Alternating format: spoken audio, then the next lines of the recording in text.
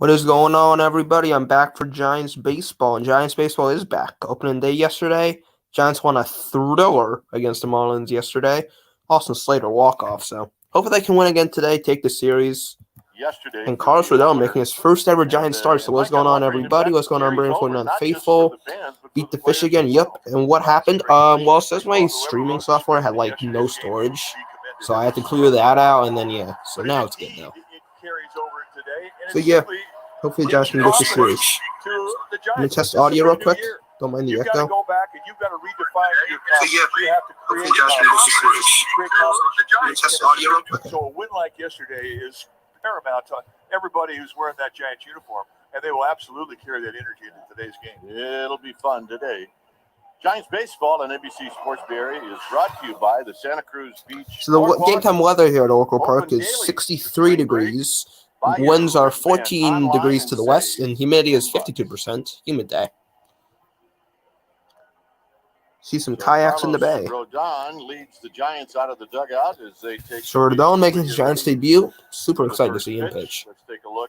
He had a great season last year. So the Marlins lineup is Jorge Soler leading off in left field, Garrett Cooper, the DH, batting second, Jesus Aguilar batting third, Avisail Garcia batting cleanup, Miguel Rojas batting fifth, Brian Anderson, the third baseman, batting seventh, Jesus Sanchez, the center fielder, that's seventh, Jacob Songs batting eighth, the catcher, and John Birdie, the second baseman, batting ninth.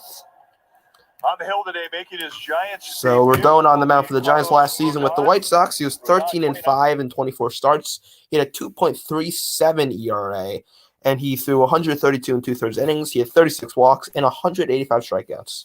Righties only hit 175 against him last year. He was a Cy Young contender.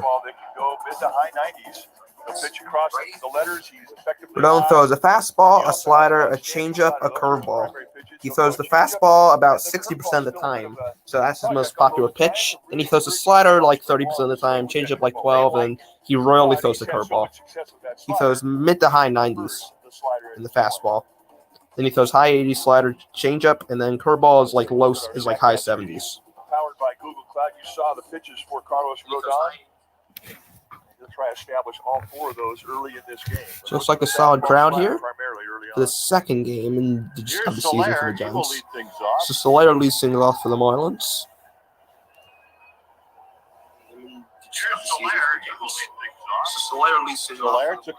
Here's the first pitch from Rodon. As a Giant, it's a swing and a miss, strike one. So that's where you need to update the score. We're on the way from Oracle Park. Last season, Soler batted 223, 27 home runs, 70 RBIs. He was 0 for 5 yesterday with 2 strikeouts. But he was the World Series MVP last year, so he is dangerous. 0-1 pitch to Soler is in there, strike 2. 0-2 count now. You're going to see a lot of fastballs. I mean, he likes it. He'll keep The climbing audio that ladder sounds good. going high. So the 0-2 pitch to Soler is swung on and missed, strike 3. A quick first strikeout on 3 pitches for Carlos Rodon. Welcome to the Giants.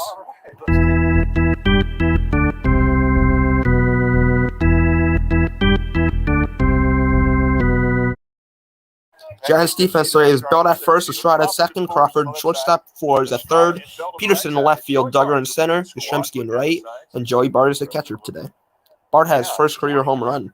So here's the Garrett Cooper. First pitch to him is high ball 1. First ball ever thrown by Rodon in the Giants jersey in the regular season. Cooper batted 284 with 9 home runs, 33 ribbies last season, 71 games. He was 1 for 5 yesterday. All fastballs so far. 1-0 pitch is high again, 2-0. Cooper last year hit 284. He had 9 home runs, 33 runs batted in. Marlins last year won 67 games. They lost 95. 2-0 count to Cooper. Top of the first inning. Here's the pitch. And that is in there, strike 1. It's called by Lance Barrett. Lance Barrett, a good guy to pitch to. He's got a good strike zone for a pitcher. Basically a low ball guy, but as you saw, he'll give the belt high pitches. That's significant for Rodon.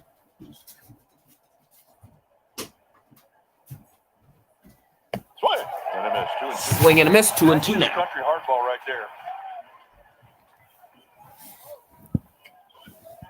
guy that knows his strength.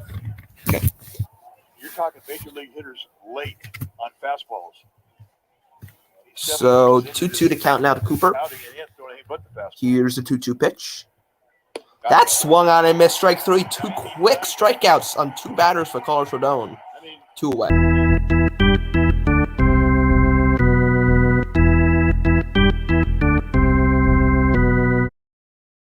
Big league hitter, what's coming, and you can throw one by. 2 batters, 2 strikeouts for Rodon, his Giants debut in the regular season. Jump shot blocked. Aguilar has to have a pretty good idea what's coming. So Jesus Aguilar coming up now for the Marlins. Aguilar went 1 for 5. He went for 5 yesterday. Last year, hit 251. Check that. He hit 261. He had 22 home runs. He's got power. First pitch to Jesus Aguilar. Marlins have 2 Jesuses, and that first is in there, strike 1. Just caught the high out inside corner. This is going to be fun for Joey Bart, too. You don't have to think about what to call. Just put down number 1 and set a target. Oh, and pitch to Aguilar. And that is fly ball to center. Duggar coming in. He waves everyone off and makes the catch. A quick 9-pitch, 1-2-3 inning for Carlos Rodon. Shemsky, Belt, Ruff due up for the Giants, and we're going to the bottom half of the first. Great start for Rodon. Ruff due up for the Giants. Really good start. I'll be right back.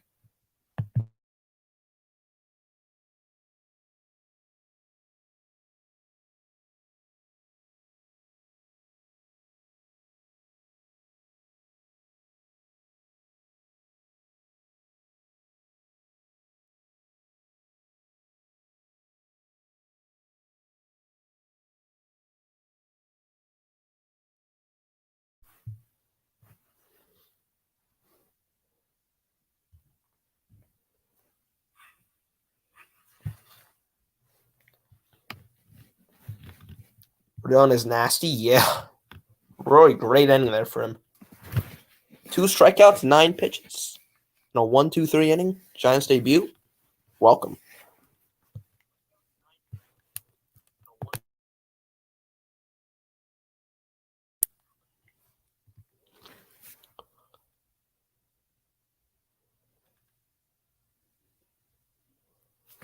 So if Rodon keeps pitching like this, the Giants can have 2 Cy Young contenders on their team. They can have Webby, who I think is going to be a Cy Young contender this year, and Rodon, if he keeps pitching like he did that first inning. They can have 2 Cy Young contenders on this team. Wow. They're like last year's Dodgers with Bueller and Scherzer. And maybe if Bauer didn't do what he did, 3 for the Dodgers last year. Experience a powerful and secure Wi-Fi connection for all your devices. Xfinity X5. Can your internet do that? And by your Bay Area BMW Center. See a Bay Area BMW Center today for exceptional offers or visit BayAreaBMW.com. It's a nothing ball game. Giants are coming up. Let's take a look at their lineup, and it's brought to you by Big. So the Giants lineup today is leading off is Mike Yastrzemski at right field. Bell is batting second. Darren Ruff batting third. Jack Peterson batting fourth. Crawford batting fifth. Wilmer Flores batting sixth. Estrada batting seventh. Duggar batting eighth. And Bart batting ninth. Pablo Lopez pitcher for the Marlins. His first pitch to Yastrzemski is in there. Strike 1. Lopez is good. Yastrzemski last season had 224, 25 homers, 71 ribbies. Down season for him. Yesterday he was 0 for 2 with a walk. Dubon later came in to replace him, I think. And that pitch is low, but a called strike. 0-2. Starter from yesterday who picked up a no decision was very close to picking up a win. Logan Webb, once again, dealt. They just take him for 0-2 pitch now to Yaz. That swung on and missed at a high fastball, and there's one away. Pablo Lopez on the hill for these Marlins. Lopez last season had 20 starts, 5-5 record, a 3.07 ERA, 102 and 2/3 innings. In those innings, he had 26 walks, 15 strikeouts. And righties and lefties about even against him. Righties about 221, lefties about 245. July, where he struck out the first 9 hitters. He set a major league record. First pitch to Belt. That is a pops it up. That could fall. Soler coming in. He will make the catch. 2 outs. Very weak fly ball there. Slater comes in and makes the catch, though. Let's take a look at the stat So cast 4 screen pitches, powered 2 outs for by, Lopez. Google Cloud. Pablo Lopez is Lopez down throws a 21 changeup, a pitch fastball, a cutter, and a sinker, and a curveball, actually. So he throws a changeup and fastball, both like 30% of the time. Cutter, 13, and sinker, like 12. Curveball throws like 10% of the time. There's mid to high 90s on his cutter, fastball, and sinker. He's rough now. Here's Ruff. That's in there, strike one. 1 for 3 yesterday. Scored the winning run all the way from first on the Slater double. So you got 1 pitch to Darren. And That is high ball 1. First ball. Lopez is thrown.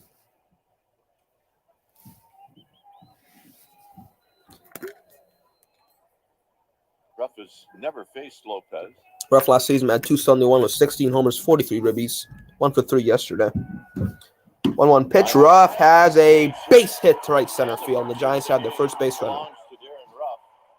And their first hit. Take a look at the Miami Marlins. Now Jock Peterson comes up. Marlins defense is Stallings and at catcher, Aguilar, Birdie, Rojas, Anderson, Soler in left, Sanchez in center, Avisio Garcia in right. And Anderson on the left side of the infield, Birdie and Aguilar on the right side, and Jacob Stallings, he'll be in the squad, putting down the signs. Here's Jock Peterson, who went 0 for 1. So Peterson was 0 for 1 yesterday in his Giants debut. Last season he was bad, 238, 18 homers, 61 ribbies. First pitch to Jock. That is, nice play there. I think that was Birdie. And he throws Peterson out. What a diving play there by John Birdie. That was John Birdie, right? Yeah, I think that was John Birdie.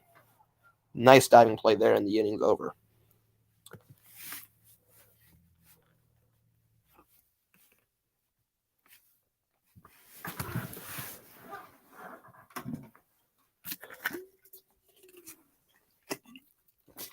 So both pitchers was really quick first innings. Rodon, I think, threw like 9-10 pitches. Lopez only threw 7. Quick innings for both pitchers. Okay, I need to get my dog. He's being annoying.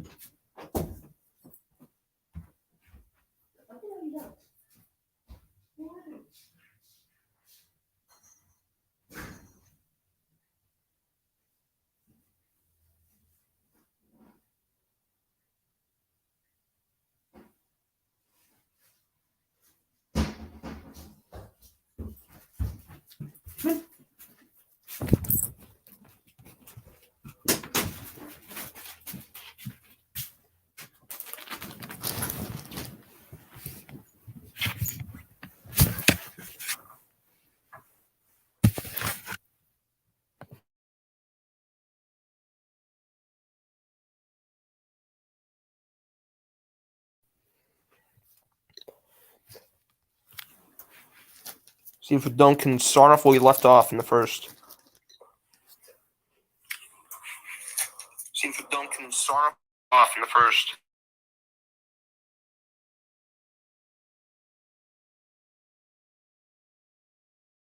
NBC Sports Bay Area is brought to you by WebEx.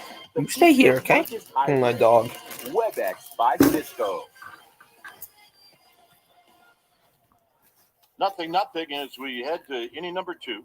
And leading off will be Garcia. Avisio Garcia leads off for the Marlins, the cleanup hitter in the second. Garcia, who yesterday went 1 for 5. Garcia last season had 262, 29 homers, 86 ribbies. He was 1 for 5 yesterday. The first pitch to him. Swung on and missed that ball in the dirt, and it's 0-1. I think that was a curveball. Rodon barely throws that. Garcia, I mean, he kind of feels foolish hacking that thing. First pitch you're looking at, you know he's thinking fastball. And he swings at a slider in the dirt, so that gives you an idea. Slider in the dirt, okay. 0-1 pitch to Garcia. I swung out and missed again in the dirt. 0-2. Rodon's looking nasty. 12 pitches. So it was a 10-pitch first for Rodon. Stepping out, have a little talk with himself.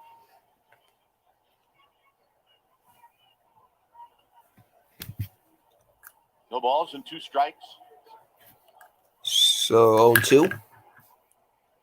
The windup and the pitch. Garcia check swing. Did he hold up? Yes, he did. 1-2. Take another rip at it. There's another ball in the dirt that Garcia thought about swinging. He's really having a wrestling match between his ears right now. He's saying, get a good pitch to hit, get a good pitch to hit, get a good pitch to hit. Castellanos hit a home run for the Phillies. Almost swung at one in the dirt. They were not good pitches to hit. The 1-2 pitch to Garcia. And that swung out and missed. And that was another ball in the dirt that Garcia swung at. And there's one.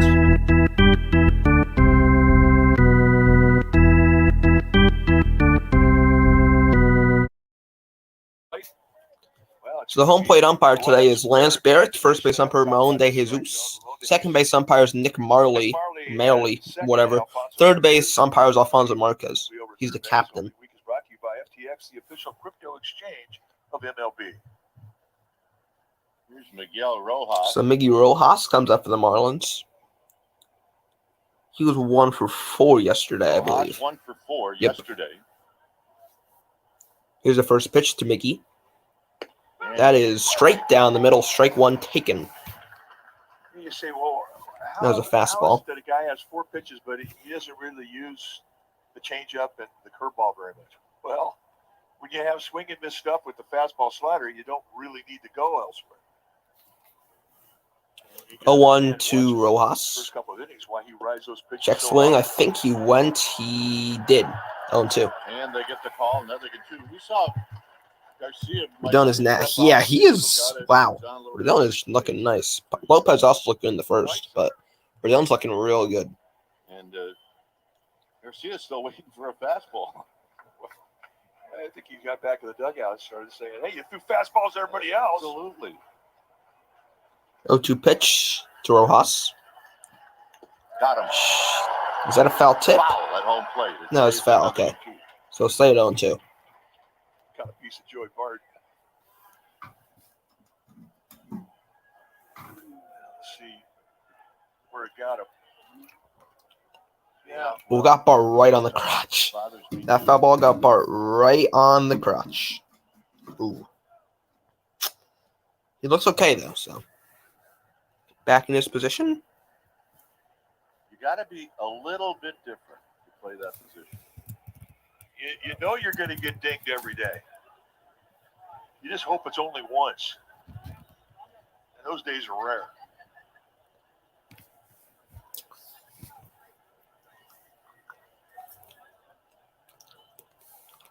So everyone taking their time here. And now here we go. Bart in his position. Here's the pitch from Rodon. And that is a fly ball to the left. Line drive, actually, and it's going to fall. Nice cutoff by Peterson, and Rojas will just walk into second with a 1-out double. Nice cutoff there by Peterson. So that could have been a triple with Rojas' speed. And I don't think he wanted to catch any part of the strike zone, and it gets up there right at the belt. And that's the easiest area to defend, even for a guy with a good high fastball. So a nice at-bat and a 2-strike count for Rojas. Yeah, if Peterson didn't make that play, that would have been an easy triple. Here's Anderson. So Brian Anderson comes up. Had 1 at-bat. He was a pinch hitter yesterday. Anderson batted .249, 7 homers, 28 ribbies last season. He was 0 for 1 yesterday. He was a pinch hitter. He struck out.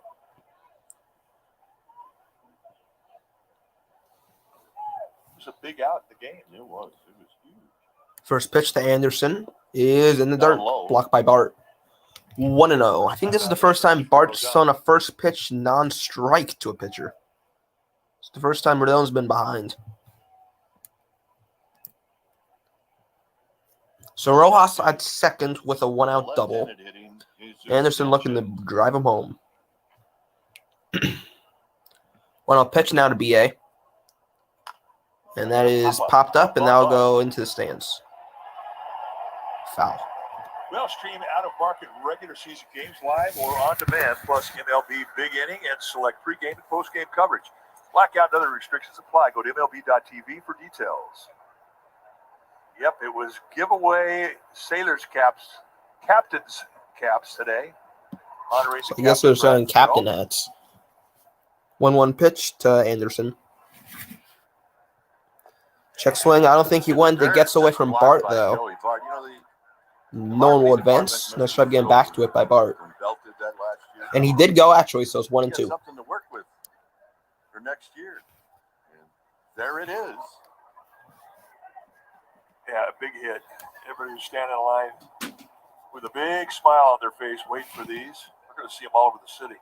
I'm shocked that Belt didn't go out for 5 minutes and dance them out himself. I'm sure he's going to sign every one of them before the year's over. Counts 1-2 to Brian Anderson. Here's the 22nd pitch for Rodon, and that is a fly ball to right. Champs gets plenty of room.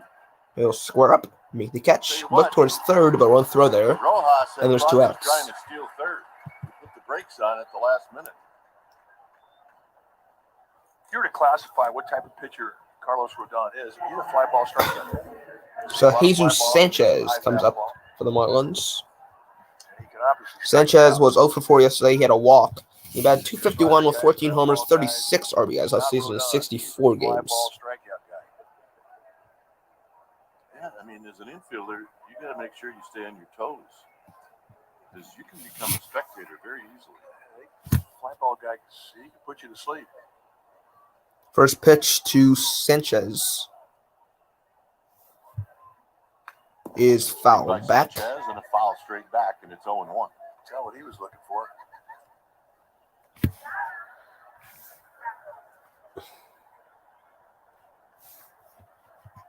Counts 0-1. Absolutely beautiful day. The winds are mild. This ballpark's playing. Last season, Rodon got 91 strikeouts with a slider and 90 with his fastball. So pretty even stuff there. Inside, ball 1. That was a slider. Just a bit inside to even the count and a ball and a strike. Verdugo hit a 2-run homer for the Red Sox. No, what? Will take batting practice. Such was the case today. Giants and Marlins both took it. So he had a pretty good idea as to how the ball was carrying here. 1-1 now to Sanchez. The other Jesus on the Marlins. And that is inside 2-1. Same spot. 2-1. About the same spot as the other pitch. Rodon already has more strikeouts than the Giants did yesterday, I think. At least he was last year in a Pirate uniform, and he was yesterday. He was on deck, and Jacob's throwing. Manager, pitching coach, 2 balls and 1 strike. 2-1 pitch to Jesus Sanchez, and it's on the ground, fouled down the first baseline. 2-2. So solid at bat here for Sanchez.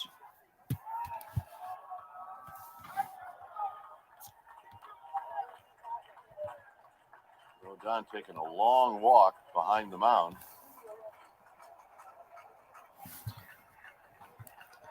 See if the Duncan. So see the Giants can get out of this unscathed.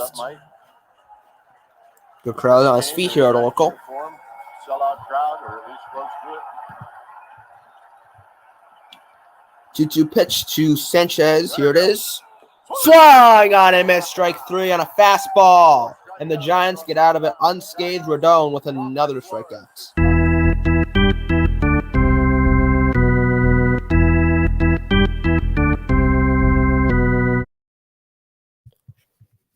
The Giants, nice job by Rodon there.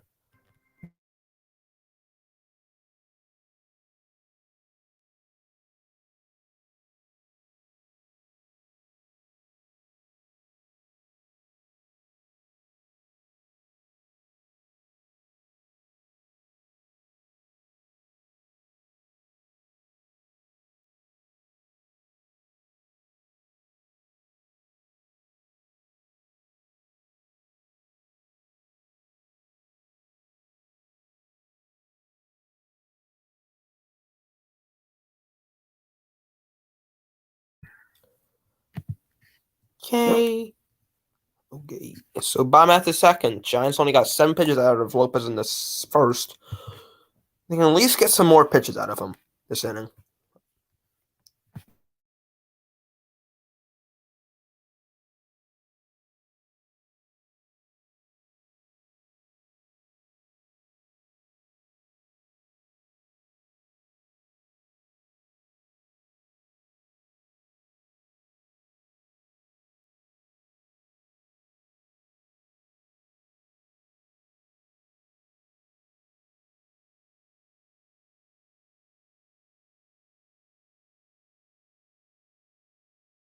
Bay Area is brought to you by Tresco, with 19 Northern California locations to serve your tool and equipment needs. Bay Area is brought to you by Tresco. Well, Giants fans, turn 2 and join the millions who are already saved by adding Xfinity Mobile to their internet. It's an unbeatable connection only from Xfinity. Well, Brendan Crawford always receives a great ovation from these Giants fans. Crawford comes up last season. He had a career year 298, almost a 300 batting average, 24 homers, 90 ribbies. He was over 3 yesterday, but he had a walk. So, and he has a phenomenal defense to play yesterday too. First pitch is high, ball 1. Crawford 2 for 4 lifetime against Pablo Lopez. 1-0 pitch to B-Crawl. And that is in the strike zone. 1-1. He had 24 home runs. He had 90 dribbles. Remember, we were on when Crawford hit 300 watts, and he just fell a little bit short last year. What a great season. The 1-1. And there's strike 2. He was the one guy that the Giants really couldn't afford to give a day off in the month of September. He played a lot. That's really what he's done his whole career. Gone out there and played. And the 1-2 pitch is high and outside, ball 2. Even count now, 2-2. And, I mean, this is a generation of baseball where we're seeing more days spent on the disabled list by teams across the country than we've ever seen before. And staying on the field, I mean, that's a big, big deal. Especially when you're the captain of the defense. 2-2 pitch. Low, full count now for Crawford. Great take, great pitch. So Giants working some pitches out of Lopez. Nice job by Crawford so far in this at-bat. Pablo Lopez, he's got 3 ways he can strike you out. I mean, that fastball. Everything last season for Crawford's batting average, homers, ribbies, stolen bases, OPS was a career high offensively. 3-2 pitch. Crawford hits one to right center field. It is caught by Sanchez. There's one away. Crawford ripped that ball in the right center. That was going to go in the triples alley. You're talking about having a terrific season. There's Brendan Crawford. That's Jim Hughes who gave him the award, and he's the guy that hit you in the neck. Yeah, denies it too. Jalen Crawford, all the Crawford children. Great family picture right there. That'll be our Christmas card this year. From the Crawford family. An award. So Flores comes up, and that is outside, but a called strike. 0-1. Flores comes up. Good guy. He is a really good guy. 0-1 pitch to Wilma. Low and outside. That's not a strike. 1-1. I believe he just didn't remember. And we bantered back and forth. Flores last season, 262 average, 18 homers, 53 ribbies, 0 for 4 yesterday. Didn't have his greatest game ever yesterday. 1-1 is a call strike. 1-2. Flores not happy with the ump zone right now. I thought that was a bit low. Called strike though. Hopefully just consistent. So I saved the letter and I gave it to him. And So Flores has some words with the home plate umpire. I apologized 30 times. 1-2 pitch in the 18th pitch from Lopez to Flores, and that is high and outside. I love that 2-2. about you, partner. I mean, here's a guy that Seems like I'm giving that low outside corner for righties. Really likable guy. Yes. I can think of about 5 other guys that I wouldn't walk across the street That hit you in the head. that hit me anywhere. 2-2. Flores on the ground, just fouled on the third base line. That was the ball boy just fell down. As an inside pitch, the floor is ripped, but fouled on the third base line. Many, many years, and really one of the great guys in the game of baseball. And the Crawford's children, well, my dad gets a gold glove, we get gold shoes. They're not boring. Okay, we're good. No, they're not. 2-2 pitch in the bottom of the second, 1 out. 20th pitch from Lopez. It's a swing and a miss, strike 3, 2 outs. We're seeing some healthy fastballs from both sides. Here's Tyro Estrada. Oh, you're right. Both pitchers are not afraid of their stuff. Estrada comes up, and he had that clutch game-tying home run in the bottom of the ninth on the second pitch from, what's his name, Bender. Second pitch, first pitch, homer. Second pitch, tie game. Tyro. So far, he is definitely ball due to the year. Oh, my God. First pitch to Tyro. See if he can go deep again. And that is a called strike. That's just caught the bottom half of the zone. Go to the bathroom at 3 in the morning. All right, one more look. Easy, easy. Whoa, whoa. Ball boy just tripped on his own Hey, I got money shoes. on you. Tripped over As long himself. as it's a little blood and not something out of a socket. 0-1 pitch to Tyro. Swung on and missed at a low ball inside. It's 0-2.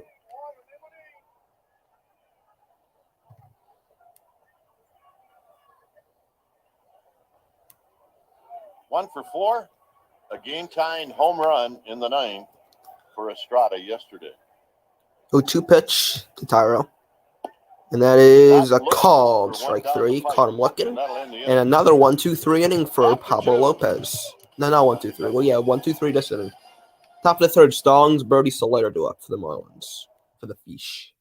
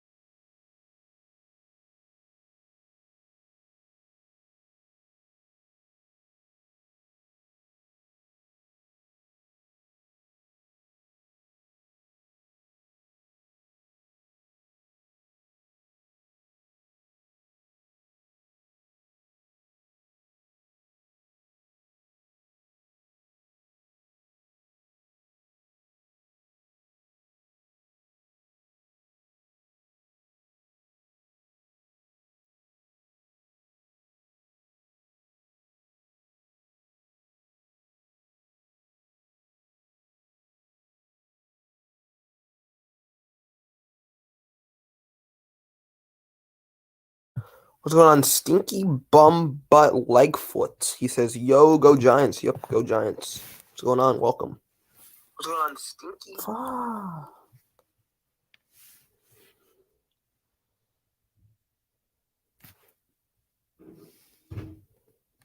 FTX, the official crypto exchange of MLB. So far, there have been 7 strikeouts in this game through 2 innings combined.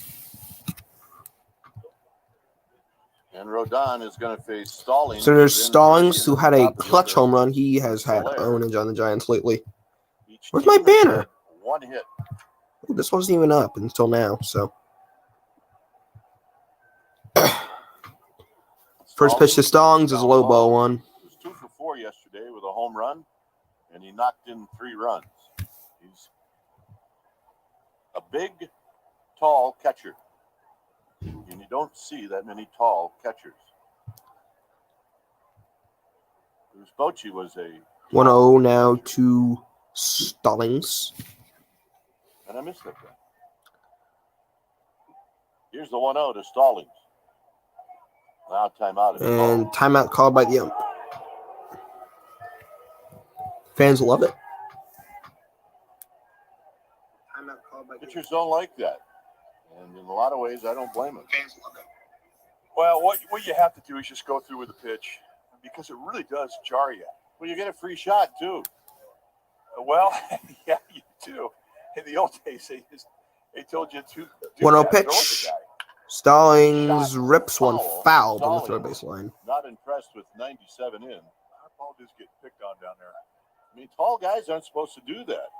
We saw him hit a ball off his hands yesterday. Stayed inside it with both elbows bent, knocked over the wall in left field.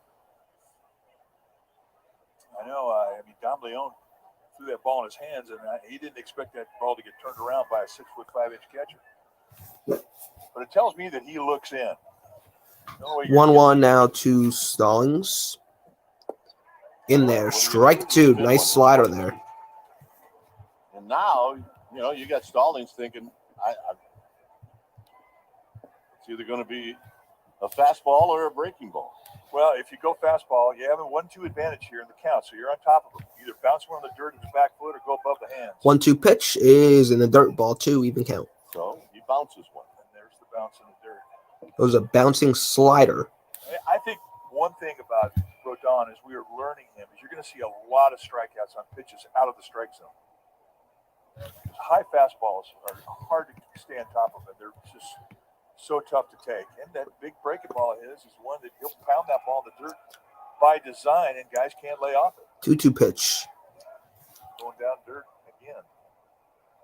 To Stallings. Fouled off to the right. That was a high fastball. Count stays even.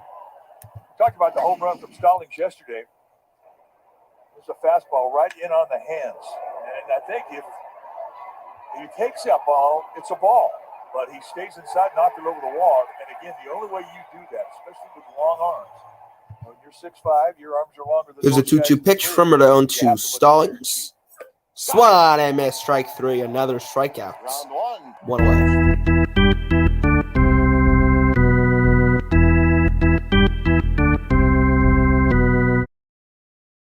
So now John Birdie comes up. He came into the game as a pinch runner yesterday. I think he came in for I think he actually came in for Stallings as a pinch runner. Birdie has great speed. One out, and here's John Birdie, who we saw yesterday as a pinch runner. Rodon's only thrown 5 balls, and he's thrown 28 strikes. It's a great ratio. You look at Rodon and you say, this guy's got no-hit stuff. And he proved it last April. Threw a no-hitter against the Cleveland Guardians. 1-0 He did pitch. it in April. He's more impressive. The Birdie is a called strike. But it gives you an That was idea another of slider there. He can go out there and throw a no-hitter on any given day. He's got that type of electricity.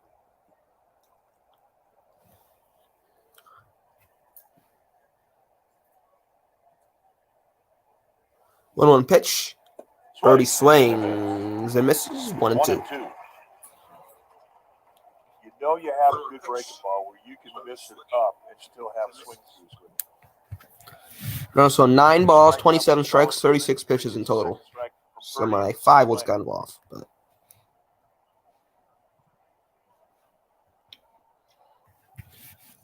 One-two pitch to John Birdie is high ball 2, even count.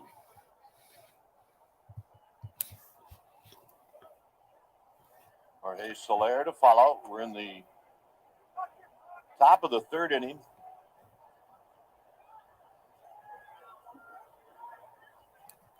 Two-two pitch. This one's grounded to third. Flores needs to go be quick here, and it's not in time. Gets past Belt. Bart slides, but the ball goes into the Marlins dugout, and Belt looks hurt. It's gonna be hit in the air. I don't know. Belt's still on the ground, I think. So the ball went into the dugout, so the Braves gonna automatically go to second. Marlins have another runner in scoring position. Yeah, he's gonna get another base. Belt's okay. Belt's good. Hey, one thing about Wilmer Flores, for first 2 games of the season, I don't think he's gotten any routine hit to him. No, he hasn't. I mean, that was a nasty Always have to be very quick there. Third base, not Wilmer's normal position. So, very tough play for him.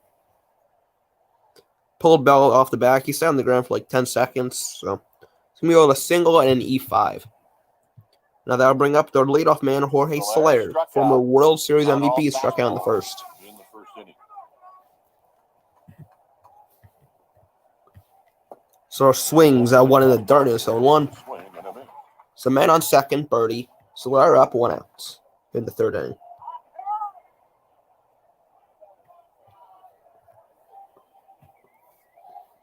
So a packed park here.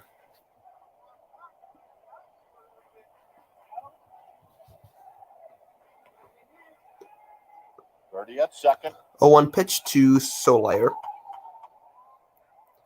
is inside, ball 1. 1-1, the count. I'm reading here on the no-hitter he had against the Guardians last year. He retired the first 25 guys. Wound up hitting Roberto Perez in the 9th inning. And that's what broke up the perfect game. 1-1 pitch to Soler. And in the dirt, 2-1. Bart's got it. Bart's got it for the third. This is not in time, and Birdie steals third. That barely even got away from Bart. That just shows off Birdie's speed there. It's going to be rolled a wild pitch. That barely got away. Birdie has phenomenal speed. He was safe, I think. Maybe not. Yeah, I think Birdie was safe. Let's see. Oh, Yeah. he was out. Dude, they got him. Birdie was out. Yeah, I think Giants are going to challenge this. Or not. So that's a wild pitch. And Okay. with a runner at third base and less than 2 outs. Infield's going to come in. It becomes a strikeout situation for Rodon. So Giants won't challenge. So they'll just try to get Soler out and go from there. I thought he was out, actually. Unless his other hand got it, but... Infield in. The count is 2-1. 2-1 pitch to Soler. Man on third with great speed. Swings and misses at a high fastball. 98 miles per hour high and outside. The guy will And it's operate 2-2. that high fastball. He'll usually keep doing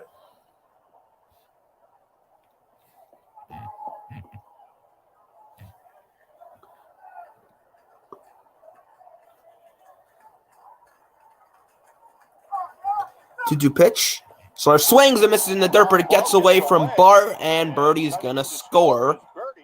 And Soler's out. So Soler strikes out, but he struck out a wild pitch that got away from Bart, and Birdie scores all the way, and Birdie scores from third, so it's 1-0 Marlins. Odd way to score. Infield hit. Error. Wild pitch. And wild pitch. Short hops and gets away from Bart. He knew he had no play over at the plate, but Brandon Bell a little late getting over at first base. And it just wound up being an amazing play at first base. As Bart threw a lot of traffic. Here's Garrett Cooper. First pitch to him is high ball 1. High fastball to Garrett Cooper, who struck out. 6 strikeouts for Rodon. So Cooper's 0 for 1. He struck out in the first. Oh my God, my dog is so stupid. 1-0 pitch. Call strike 1. There for a strike to even the count.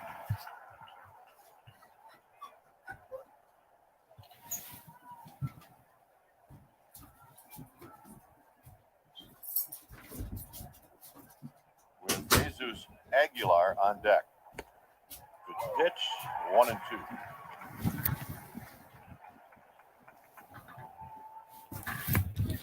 It's the 1-2 that count now to Cooper, the DH today.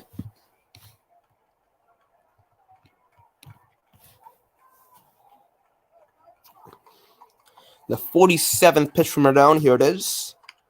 And Cooper fly ball to shallow left. Crawford can't get there. So Crawford went back to try and get it. Peterson tried to come in, and it just falls right in between them. And that's going to be ruled a single for Now we Cooper. talked about last April. Now bring up Aguilar. For Carlos Rodon, and this was the final out that ended it. A rare complete game, and an even rarer April complete game. And he became the pitcher that got the 20th no-hitter in White Sox history. And he got to do it in front of the hometown crowd. Wow. First pitch to Aguilar. Here's Aguilar. In there, strike one. Aguilar hit a fly ball to center field in the first inning.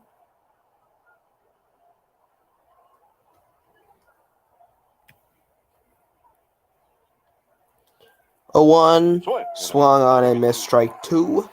That was one in the dirt, and it's 0-2 the count now.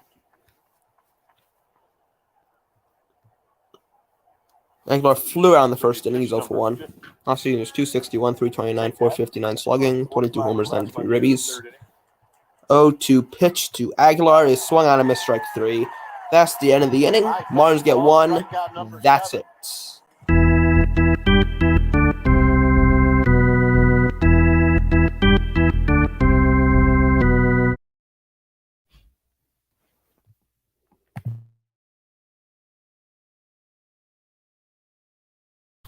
So let's see if the Giants can answer in their half of the third. Almost said the fourth.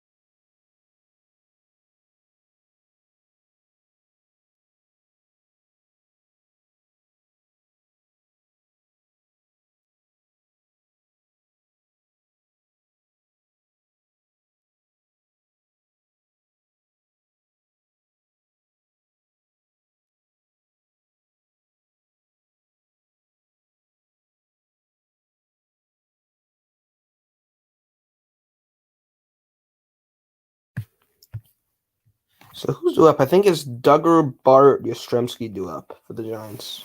Yeah, it is. Okay, Duggar, Bart, Yastrzemski due up for the Giants. See if Bart can get another homer. That'll be great.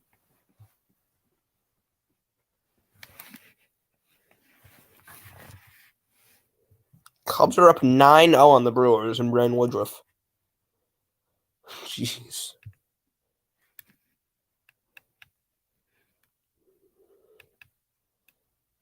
Being a season ticket member, not only will you receive postseason rights and the best seats at the lowest prices, but all members can receive 20% off at concession stands. Premium locations are available in all categories. Learn more at sfgiants.com/season tickets.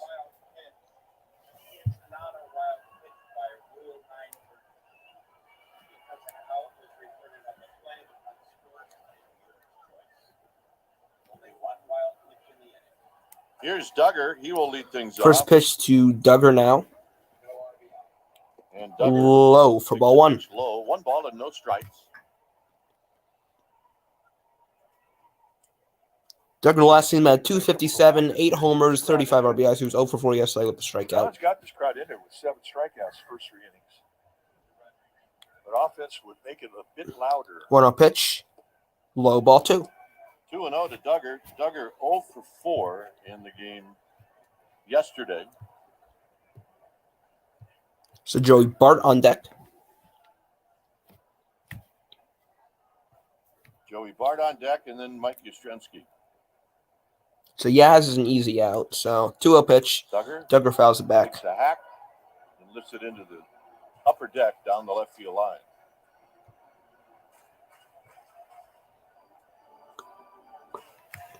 Hey, nice play. Not a bit. All right, that's right. That's the look you're looking for right there. Every time. Every time. Now here's a 2-1. Duggar fouls it back again, 2-2.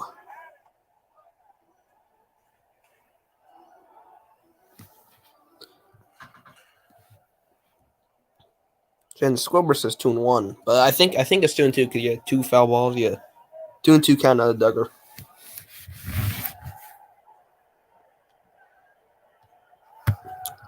2-2 pitch.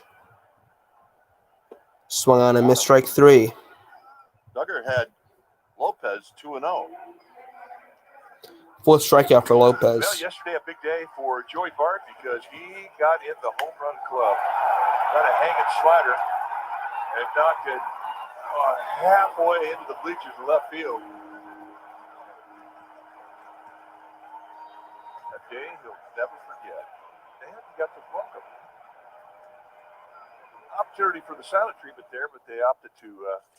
First pitch to Bart is in there, strike 1. Bart takes a call strike.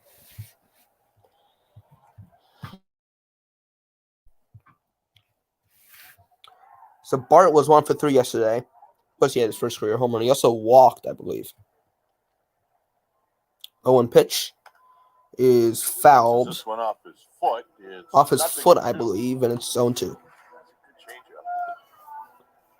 That arm action is here. Might even be more arm action and more arm speed on the changeup than the fastball. What you have. Toby Giants can get some offense going here. Pablo Lopez changeup is good. 0-2 pitch. Bart breaks his bat. It's grounded over to Rojas at short. And Bart is out. 2 outs. I think that was the first ground ball for the Giants. Actually, no, they had that. No, it was a diving play by Brody. There's 2 away now. Now bring up easy out Mike Yastrzemski. One Lexus and one $25,000 cash winner each Friday, plus 15 winners of $1,000 at each drawing. Drawings on the last Friday of March, April, and May. The $300,000 Lexus and cash giveaway only at Creighton Resort and Casino. So 2 outs, and here's Mike Yastrzemski. John Miller will be in innings 4, 5, and 6. Dave Fleming will be back on Monday. Yastrzemski's 0 for 1, struck out on the first. I think it was on 3 pitches, too. Yaz takes the curveball literally straight down the middle. 0-1. See, Yaz is still in his slump from last year.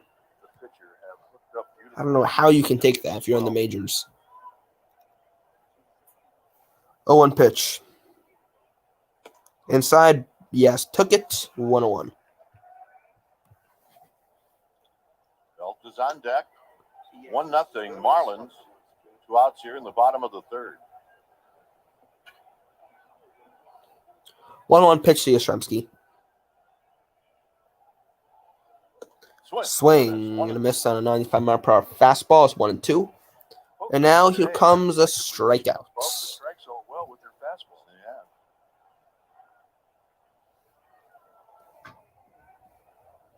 I don't know why Az is leading off either. 1-2 pitch. Swing and a miss. Called it. 3 outs. Top of the 4th coming up. Marlins lead 1-0. John Miller will be in. I'll see you back here in the 7th. It's 1-0 Marlins.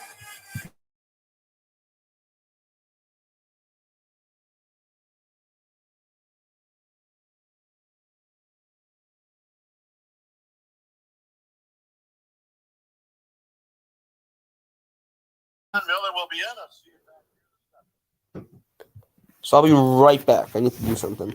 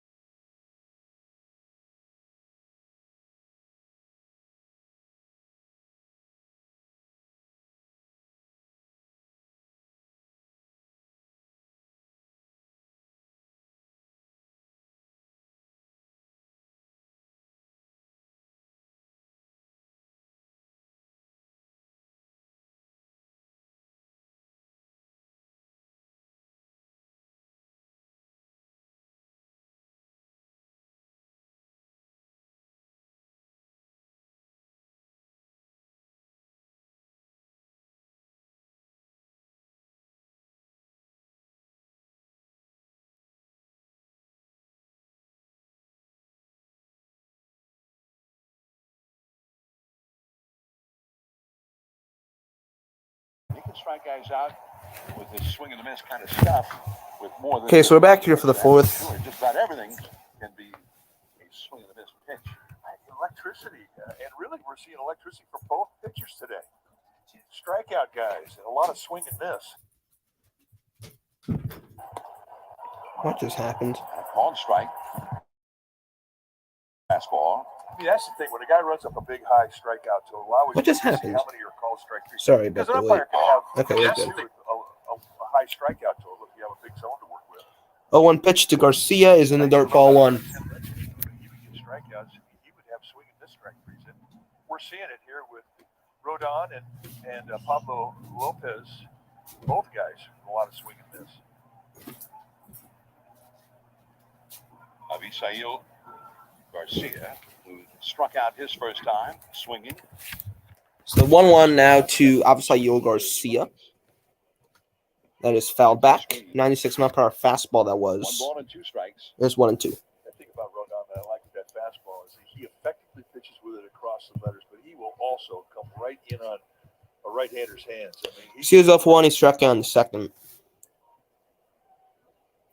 He comes into that inside corner and he finishes it.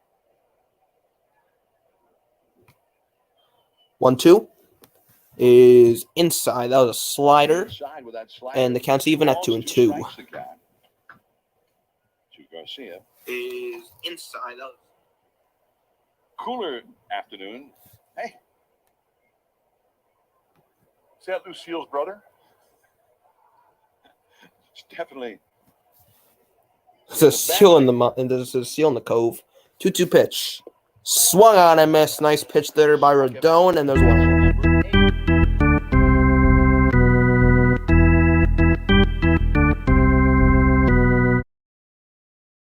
So 8 strikeouts for Carlos Rodon in 3 1/3 innings. He only had 1 out. That means that's not a strikeout. Wow. No, there you go. And 6 of those strikeouts have been swing and miss strikeouts. 2 of them have been caught him looking. Little help from his friends. Rojas grounds 1. He has good speed. Rodon gets it back. Nice throw. And a nice play by Belt. He got him. Nice play there by Rodon and Belt in the field. And there's 2 away. You know, I love it when a pitcher has a chance to really show how athletic he is. And it's usually an awkward place like That was a very awkward play. Nice throw by Rodon. Belts. Oh, Brett had to really stretch there to get that ball. Wow. To be able to make the throw. He like threw that in the air. He was going to do it. He was going to do a little hop step off his left foot. This is just a very athletic play and a very, very good, accurate throw with it. You don't practice those. Great play. And a 1 pitch out. And I didn't see any. So 1 pitch out. Here comes Brian Anderson for the Marlins. I don't know what. Anderson's 0 for 1. He flew out in the second. But he was telling the Marlins they needed to check the replay review and talking to the umpire DeJesus about it. Here's the first pitch to BA. 2 down, nobody on. Here is Brian Anderson. Inside, ball 1. 1-0 Miami. So it counts 1-0. A wild pitch. And the score is 1-0. Rodon is throwing his 58th pitch here in the top of the 4th. Anderson fouls it back into the stands. 1-1. 58th pitch. 1 ball and 1 strike. Basically, everybody at the ballpark's wearing the captain hat. There was a giveaway for that belt. No, it's the captain. Free captain's hat on, though. I love the free captain's hat. Giveaway today. Oh, he's checking it again. Yeah, I think that's right. There's the captain. Threw out the first pitch of the season yesterday. There's the 1-1 pitch now. That is high and inside. 2-1. Almost hit him. The fastball. And that was a 96-mile-per-hour fastball down. Hit a fly ball to right center his first time. If you get a look at the scene here at Oracle Park. 2-1 pitch is foul back again. 2-2 count even. Counts 2-2. 2 outs. 105 start. Tickets available. So my next Giants stream will probably be Thursday. Is it? If it's, I think it's a 4-game series against the Padres. So yeah, it'll probably be Thursday against the Padres. That'll probably be my next stream. Last year, in its first start of the season, up against It's like an afternoon game. Trevor Rogers, a left-hander who will go for the Marlins. 2-2 pitch now to BA. Brian Anderson. 61st pitch from Rodon. It swung on and missed. Strike 3. Nice 1-2-3 inning from Rodon. Nice bounce back inning. His 9th strikeout. And we're going to the bottom of the 4th. The Giants offense can wake up.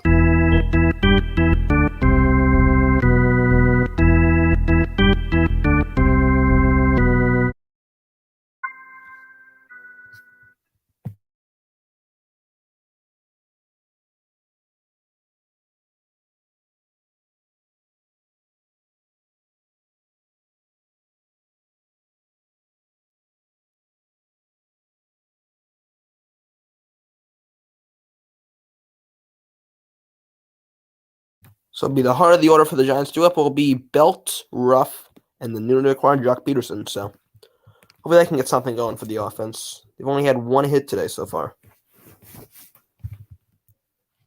You got 8 people watching, so make sure if you have not already, smash the like button and subscribe for more content like this. Hopefully the Giants can get a win here and get the series W. Opening day series W is always a good thing. Last season, even though they won 107, they lost their series to the Mariners opening week. So hopefully that can change. They can get this series win and still win like 107 games again. That would be great.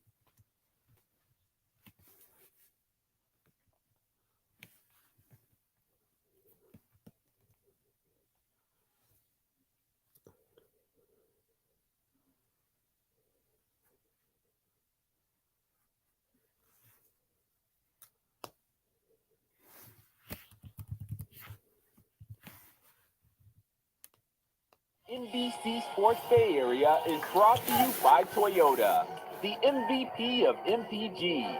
With 11 fuel-efficient hybrids to choose from, there's one for everyone. Toyota, let's go places. By Heffernan Insurance. Because you're Sox would be in the Yankees 2-0. By your Bay Area BMW I think Devers had a home run in that game. See a Bay Area BMW Center today for exceptional offers or visit BayAreaBMW.com. On a beautiful day on the shores of San Francisco Bay. So Giants have no runs, 1 hit, 1 error. Marlins have 1 run, 3 hits, no errors. So here's the captain, Brandon Belt. First pitch to him. His swung on a miss, 90-mile-per-hour. That may have been a cutter, actually, and it's 0-1. At 90 miles an hour, Belt hit a fly ball to shallow left his first time. 0-1 pitch to Belt. Swung on and missed again. This time it was just a normal four-seam fastball, and it's 0-2. Unique about it is it's a bright, sunny day. I mean, nobody's having a problem with lights. Nobody's having a problem seeing the ball. 0-1 is Belt. He flew out in the first. 0-2 pitch to Belt. Wow, 3-pitch strikeout on Brandon Belt, and there's 1 away. His swing just broke down right in the middle. Lopez has been phenomenal for the Marlins. 6 strikeout already for him. In only 38 pitches. Was an immediate hit. Membership includes a set of vouchers redeemable for tickets in the 415 supporters section with access to the bullpen terrace, an exclusive branded gift, and game day specials on food and beverages. Sign up for the 415 by April 15th to receive a trucker hat. So now up comes Darren Ruff. He's the owner of the only Giants hits today, and he takes strike 0-1. Darren Ruff. He's the only Giant to have reached base against Lopez so far. Actually, the only Giant to also reach a base against him. No walks either. Got the overshift out for him. 0-1 pitch now to Ruff.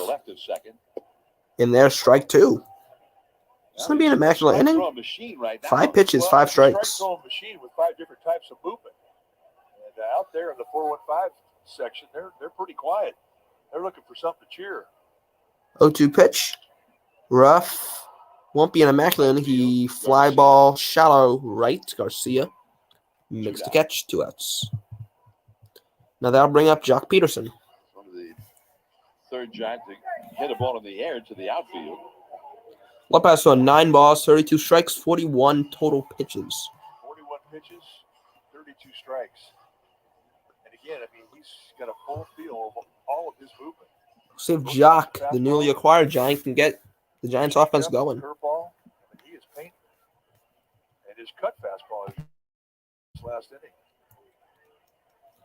First pitch to The Jock. same from him last year. Only scored 1 earned run against him in 2 starts. Is a called strike, 0-1. Right on the Wow. outside corner for a called strike. Since 0-1, he grounded out in the 12 first. innings. When a Just few 1 Giants run, actually hit the ball on the ground. 16 strikeouts. Giants did not even make Starts contact against with the it. Giants a year ago. 0-1 pitch. Way inside, almost hit him. Look out. Too much movement on that cutter, I believe, and it's 1-1. That pitch is designed to go flat with its movement and try and get in on the belt of a left-handed hitter. Way Good pitch to break a bat with. Too much movement on that cutter, I Jock grounded out to the second baseman. 1-1 pitch now to Jock. John Birdie. Peterson takes one low, 2-1. First time a Giants hitter has been ahead Pablo Lopez. in a long time, at least. 112 miles an hour. And they were kind of overloaded to the right side. I don't know if it was the whole game, but first time one's been ahead. Actually, I think someone was up 2-0. Duggar, I think. 2-1 pitch. Outside, 3-1. I said faster from Jock Peterson. 3-1 the count. Birdie's been the man, really, for the Marlins. He got that infield hit and took second in the wild throw and then advanced a couple of bases. 3-1 pitch now to Peterson. Peterson swings and misses that ball 40. That was way low. He swung on and missed now, so full count. Another example of just how much confidence he has. That was phenomenal movement on that pitch. That was a nasty pitch. Wow. A little tail running away from Peterson. Perfect location. 3-2 pitch now to Jock. Nobody on. 1-0 Miami. Peterson grounds one to Birdie in the shift. Throw to first Aguilar. And that's it. Giants offense goes down 1-2-3 again. We go into the 5th. Marlins up 1-0. Sanchez, Stallings, Birdie do up. I'll be right back.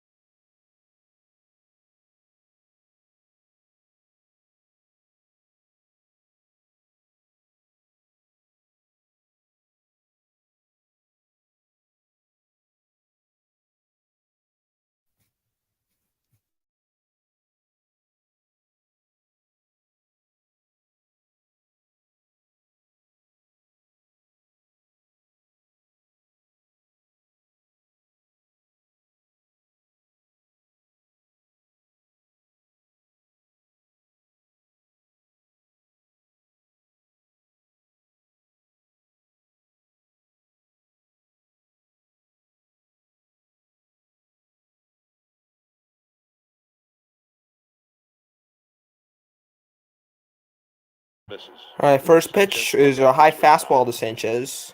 It's on Carden. He says, cringe, Burgess died. I had to do something. Sanchez 0-1. He struck out in the second. Marlins who have not struck out. 1-0 pitch to Sanchez. Swung on and missed 1-1. 1-1. Another swing and miss.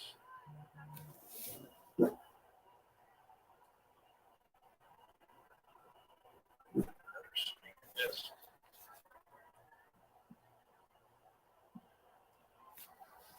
1-1 pitch to Sanchez.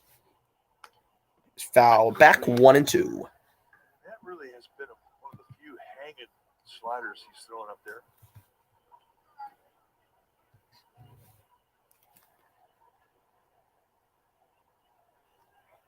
He knows it. Have a little word with himself. Every time you throw a pitch, You evaluate the pitch, then you make a correction of the pitch.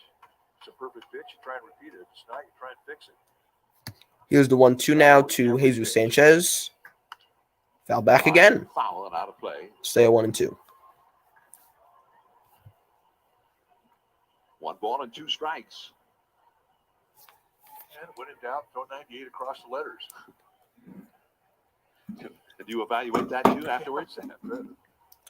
This will be the 66th pitch from Rodon. I cannot speak. There's a 1-2 pitch. And Sanchez calls time.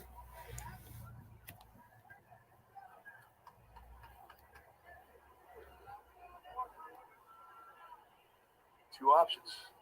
Bury that slider in the dirt away. Go right above the hands with the fastball. So now here is the actual 1-2 pitch. No time called. Here it is. It is foul back once again. Foul. Flores starts over, but that one is well back into the lower deck. Another example of a little laziness to the slider. That had some hang time in the strike zone. Now good at bat here from Jesus Sanchez. And those are things as a pitcher, but you don't need a pitching coach to tell you. You hung one. You know it. You know in a 1-2 count, that's the last thing you're trying to do. You're trying to have him swing at something. Another 1-2 pitch now for Rodon. Another foul off from Sanchez. This time I think went off the Marlins third base coach. Sharply right over to the Giants dugout area. So really good at bat. I think there's like an 8-pitch at bat here for Sanchez. Solid at bat here. Down the third base line. He's getting picked on today. At this time, he just says, "I'm not getting it. Jock, help me out. Help a brother out." 1-2 pitch to Jesus. He somehow got a piece of that one. And it's still 1-2. That was a really high fastball. He swung and somehow got a piece of it. He may have actually got that with his arm. I don't know. 7 pitches this at bat and 5 foul balls from Sanchez.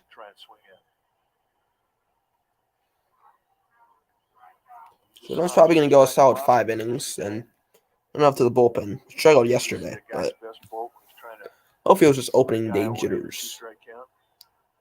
Another 1-2. And another foul ball. That was an 86-mile-per-hour slider. And it was a hanger, so she's kind of lucky that went foul. Next pitch he throws will be number 70. He's had to use a lot of bullets in this battle with Sanchez. Sanchez putting up a good fight. Is that a Let's Go Dodgers chant? I want a crab sandwich.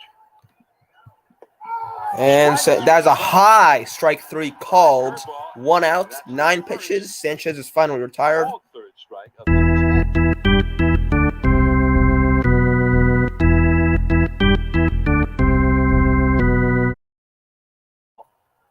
Really nice pitch there from Rodon. He got a generous call from the ump, but that was still a really nice pitch. Started in the zone, went up, didn't swing, but still that was a nice pitch. Here's Jacob Stallings. Now Stallings, who's a giant killer, strikeouts for Rodon. he's also one he actually struck out in the third, and he takes strike 1. Nice curveball there. Rodon rarely throws it, and that was a nice one. A called strike. He had 185 strikeouts and only 132 2/3 innings last year with the White Sox. Now the 0-1 pitch is fouled off down the third base line. Third base side. 0-2 the count to Stallings. He struck out more than a third of all the batters he faced last year. Just an original pitcher's duel here today. The only one came off a strikeout that got away from the catcher. So it'll be huge if they can get Stallings out, because Stallings plays his best against the Giants for some reason. 0-2 pitch to Stallings. And they do get him. Stallings strikes out swinging, and that's Rodon's 11th strikeout of the game.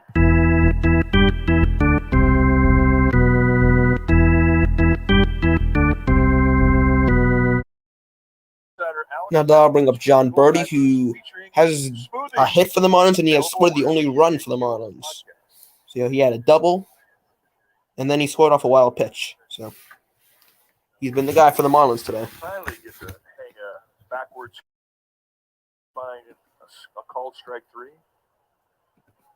That was actually on Sanchez. That was the first called strike 3 on for Rodon. Yeah. Now they got the 10th one right here. They got to get the number 11 right. There we go. There you go.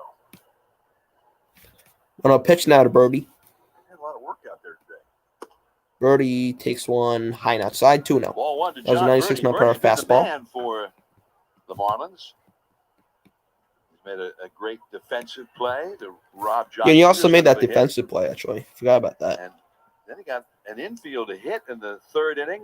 Took second on a wild throw. And then he had the opportunistic The 2-0 move to third is base. fouled back, and it's 2-1. It was wild because he got, 15 feet away from Joey Bart. And then he scored on another ball that also got away from Bart, although they didn't score it as a wild pitch because Bart threw out Jorge Soler swinging. See, that Birdie one was so weird. Strikeout, got away from Bart, not a wild pitch, fielder's choice. So from Bart. 2-1. Swung on, I missed 2-2, even count. Sort of made his own way around the base paths. I don't know what his pitch count is, but if he can get Birdie on this pitch, he can probably go at least one more inning. Down. 2 down, nobody on. Pitch count of 77 for Rodon. This will be his 78th. Get on his feet. 2-2 pitch. Here it is. Low and in the dirt. Nice block by Bart. Full count. Had a chance to go out of the strike zone, the 2-2 count. And threw that slider down below. That's one of the better sliders he's thrown this inning. A nice take by Birdie. The Mariners came back and beat the Twins. Wow. And he might be getting up. The Giants have him on a pitch count. They're not saying what the pitch count number is, but this could be close to the end of the line for him in his first start. The 3-2 pitch is way high. Ball 4, and Birdie's on base again. So speedy John Birdie's back on, and Marlins have a 2-out base runner. And that'll bring up leadoff man Jorge Soler, who struck out twice. But I don't know if he has an RBI, because technically does, but I don't know if it's going to be considered one. And Bart's going to go talk to Rodon. If you do steal it, you're in scoring position. That may be the message that Joey Bart's coming out talking to Rodon about. Make sure you give you a chance to throw this guy out.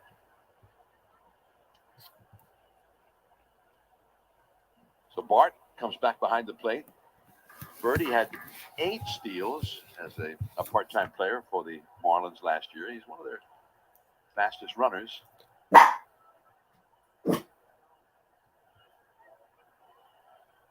So first pitch to Soler. Jorge Soler struck out twice.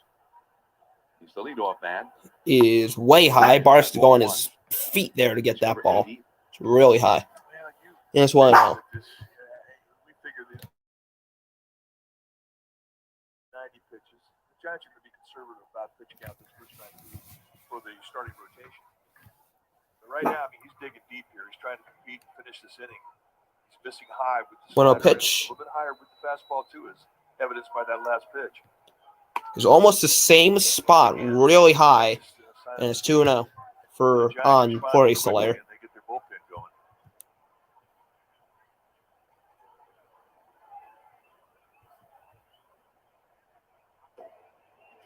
So John Brebbia, who had a very good inning, didn't allow any runs in the 10th yesterday. And a really good inning is in the bullpen for the Giants. 2-0 pitch. Soler check swing. I don't think he went. He didn't. 3-0. So Brebbia may have to get warmed up quicker because probably going to be his time if Soler doesn't get out here. This is probably going to be Rodon's last batter. Actually, I think Soler went. Yeah, whatever. 3-0. 50-50 zone out there.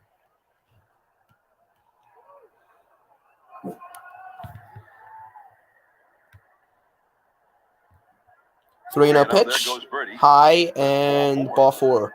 Soler walks, Birdie goes to second. And It Kapler must be is fatigue. staying in the dugout. That Rodon's going to try to been get a control issue all day Cooper long out. until just now. So it's first and second, 2 out for the Marlins. Garrett Cooper coming up. You hate to see a guy have stress, as you see Kapler telling Joey Bart, go out and talk to him. So Bart's going to go back out and talk to Rodon. Good mound visit. But you hate to see a guy have stress towards the end of his outing.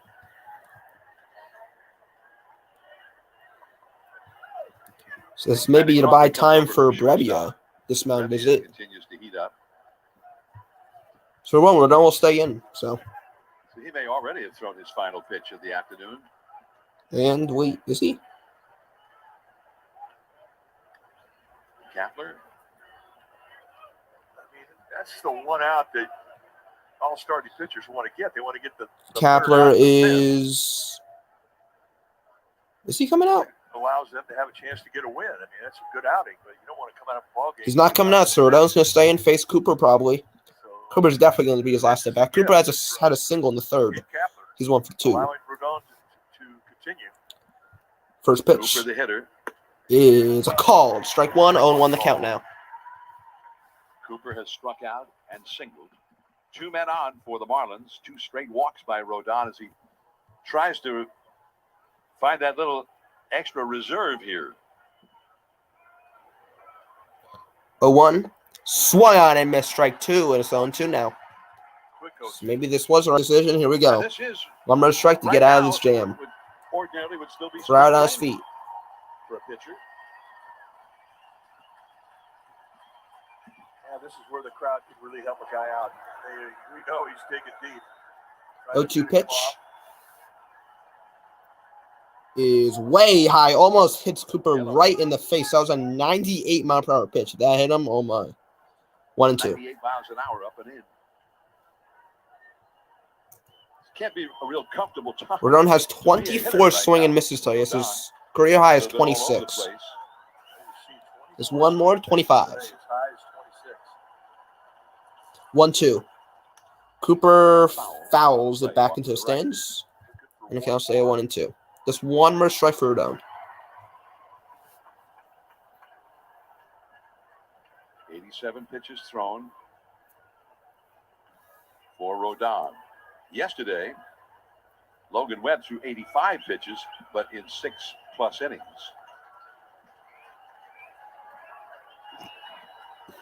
Birdie, a fast runner at second. Another 1-2. Soler at first. Way high, ball 2 again. So can't fall this much behind him. Knows the deal. This is going to be his last inning. Probably his last man, no matter what. This will be his 28th pitch of the inning. See if Rodon can get out of it. 2-2 pitch now. Count, 2 on, 2 out. Probably a fastball. It is a fastball, and Cooper swings and misses. Giants get out of it. And 3 outs, 12th strikeout for Rodon. That's probably going to be his day.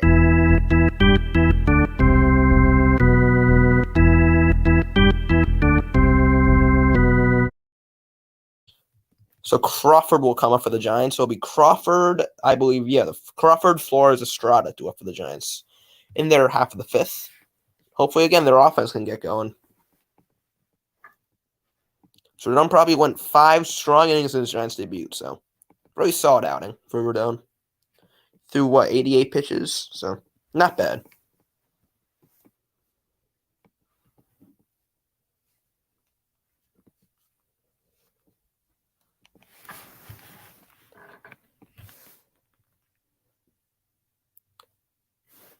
So 13 strikeouts in 5 innings for Rodon. That's crazy. Only one of them was a strike 3 looking. So 12 swing and a miss strike 3s. That's crazy. Goodness.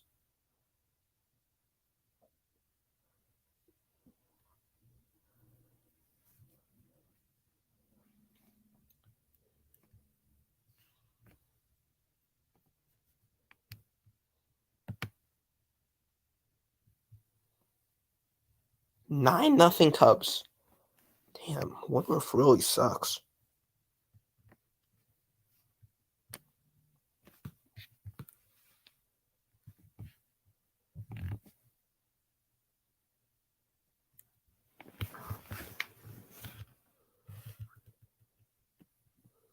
Rizzo hit a 2-run shot. Yankees tie it. Not shocked.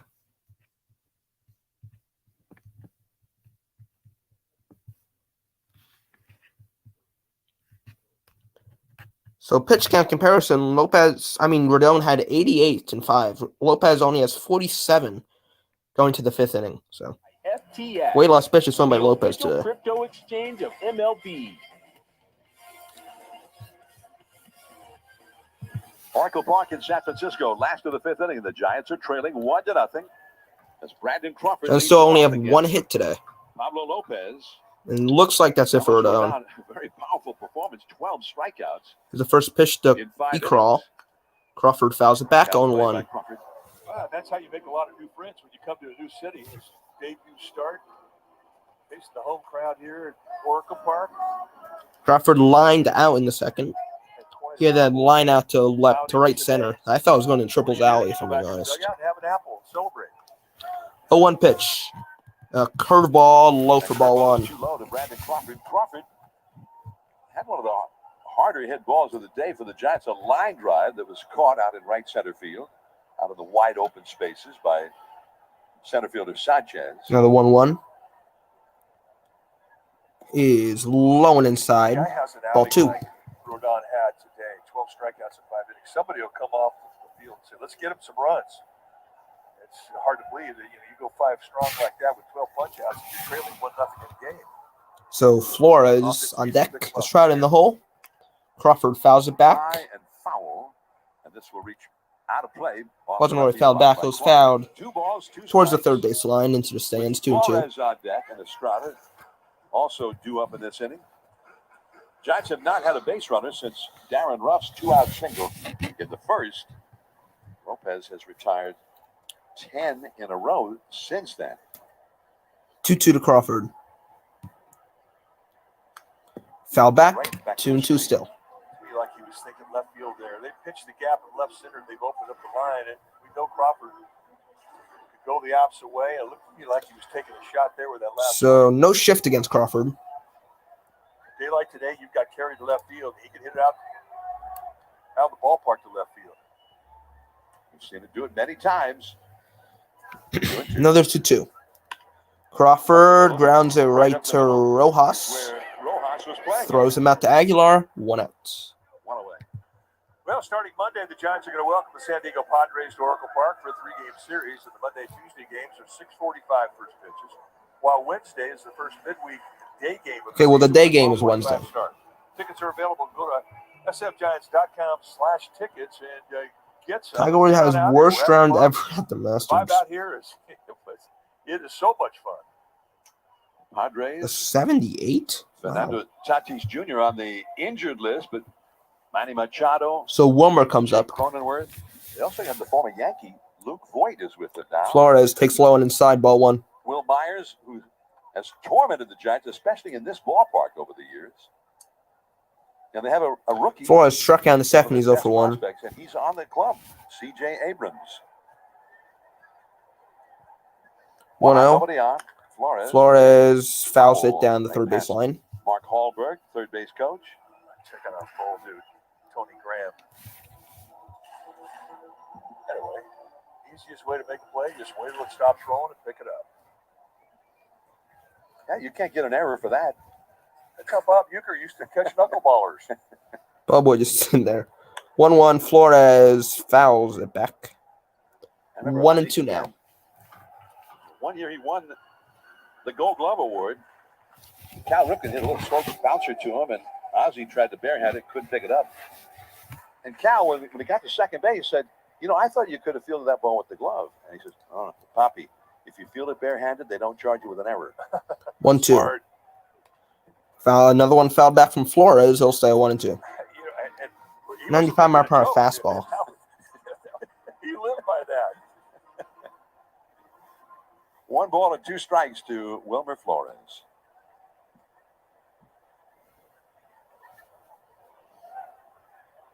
Giants down 1-0. Pablo Lopez. 1-2 pitch to Flores again, and another one fouled back. Nice at back here from Wilmer. Pretty good swings here. This is only the second time through the lineup for the Giants. They just have only been able to get 1 base runner all day against Lopez. And pitch count is not an issue for him just yet. He's only at 58 pitches all told. 1-2 pitch again to Wilmer. This time Wilmer takes low. Ball 2 and the count goes even. Yep, 2-2 the count. Teaser there. Good pitch, good take. Rodon talking it over with Kurt Casale. Austin Slater is involved in the discussion. 2-2 to Wilmer. Strikes out 12. Everybody wants to be his friend, especially catchers. Wilmer fouls it back. Right into the hands with the fastball. A foul. 2-2. Dodgers play later in Denver. Tony Gonsolin is going to make the start against German Marquez at Coors Field.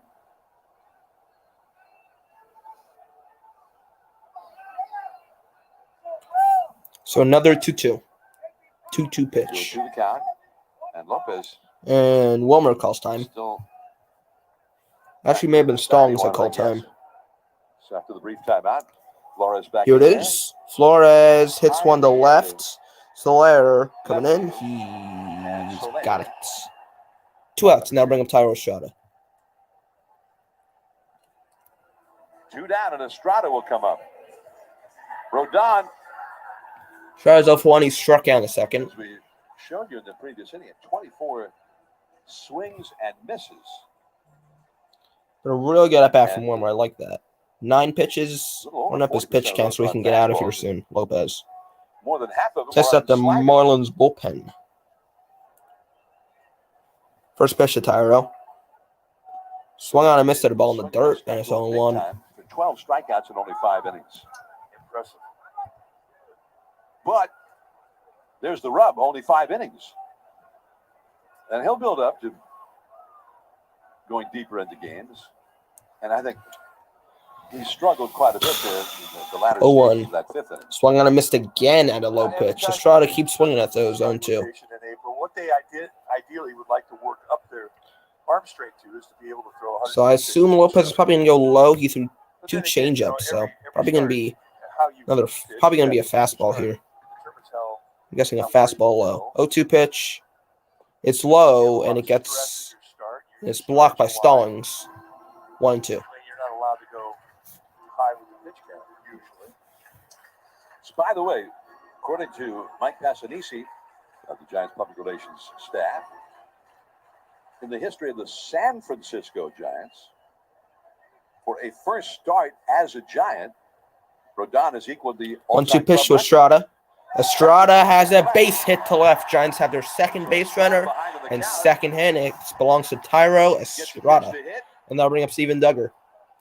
So 2 out single for Thairo. The first inning until now, and that keeps the inning going for Steven Duggar. Lopez retired 12 in a row.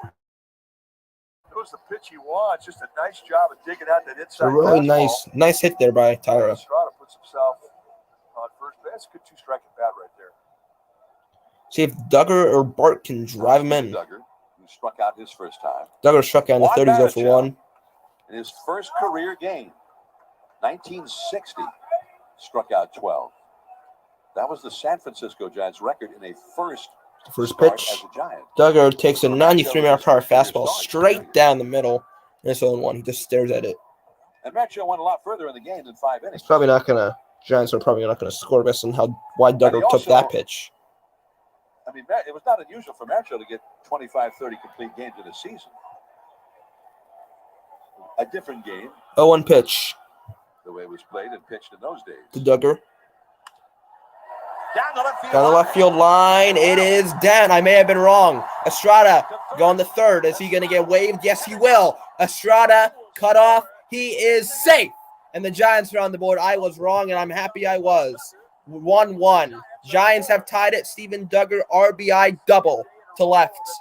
The Marlins have set their outfield left field towards the gap in left center, exposing the line. So Estrada shows off that speed. It's 1-1. But Steven Duggar, And I'm glad I was wrong about what I said about Duggar. And with a 2-out jump, an easy score for Thairo Estrada. Take a look at That was like a hanger there, thrown by Lopez. That was a bad pitch there. Duggar takes advantage of it. Rocket down the left field line. Nobody was there. Marlins won the shift. So you get to go on the shift. hesitating at all with the RYI, the run yelled in. So third didn't even go to home. It just got cut off by third. Didn't even go to home.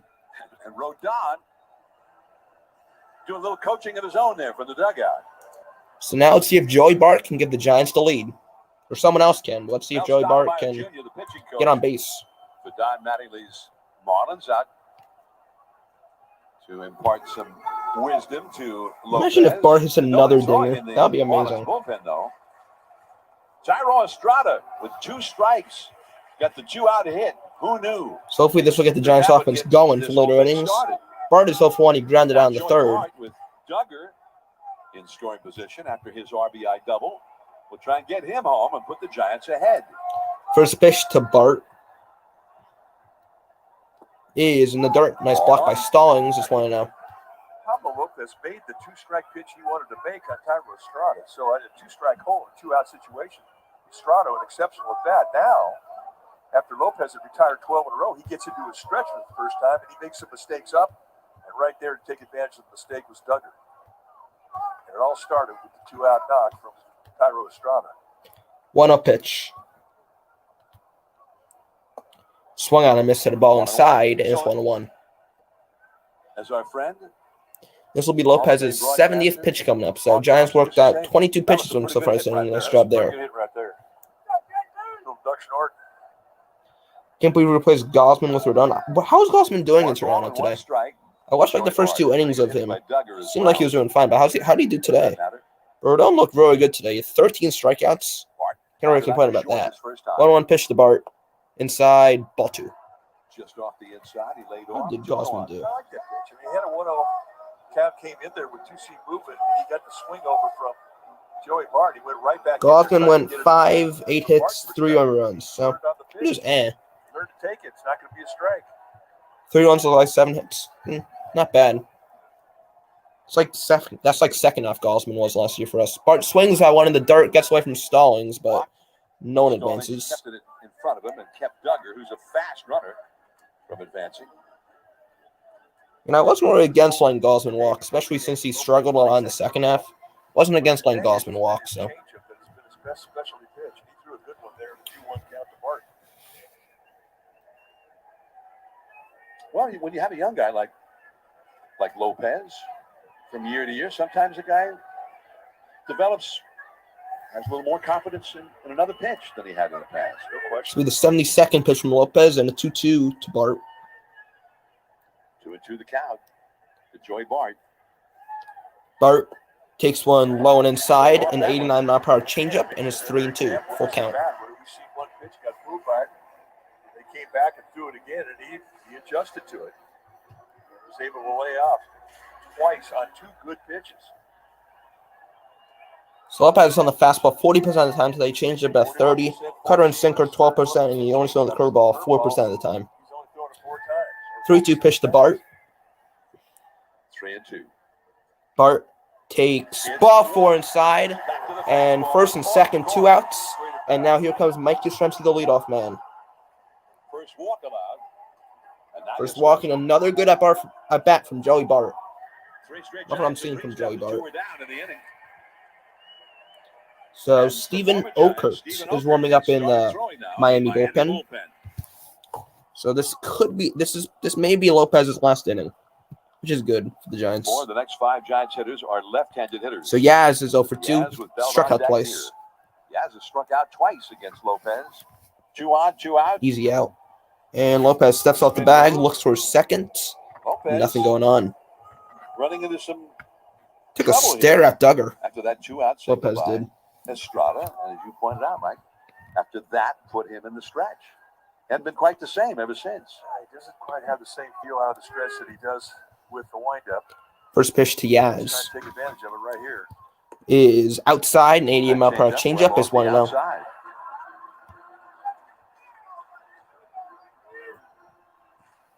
Rodon watching from the dugout. Alex Wood alongside. Rodon talking to Woody. It's good to see. 1-0 pitch to Yaz. Yaz swings and misses at a fastball inside. 1-1. He was really a good pitcher. And he went through little things. Like if he had 3 innings in a row where he would go 1, 2, 3 and be in the windup for 9 guys, he'd come out the next inning, start an inning. He'd take all of his practice throws out of the stretch, just to reacquaint the feel of the stretch position because he hadn't been in it for 3 innings. Just a little common sense move that can maybe give you a little bit of an edge in a game. Pablo Lopez, a 76 pitch. The 1-1 the Yaz. High and inside, ball 2. 2-1 the count with 2 on and 2 out. 2 on the count, 2 on, 2 out in the bottom of the 5th. A stressful inning. And Brandon Belt on deck. So if Yaz gets on, his bases loaded for the captain. This next one will be number 30 just of this 1 inning. He's right to pluck right now. You have a 29-pitch inning in the last inning of your outing. 2-1 pitch. Yaz takes one low and outside. Nice at bat from Yaz. Another changeup taken by Giants hitter.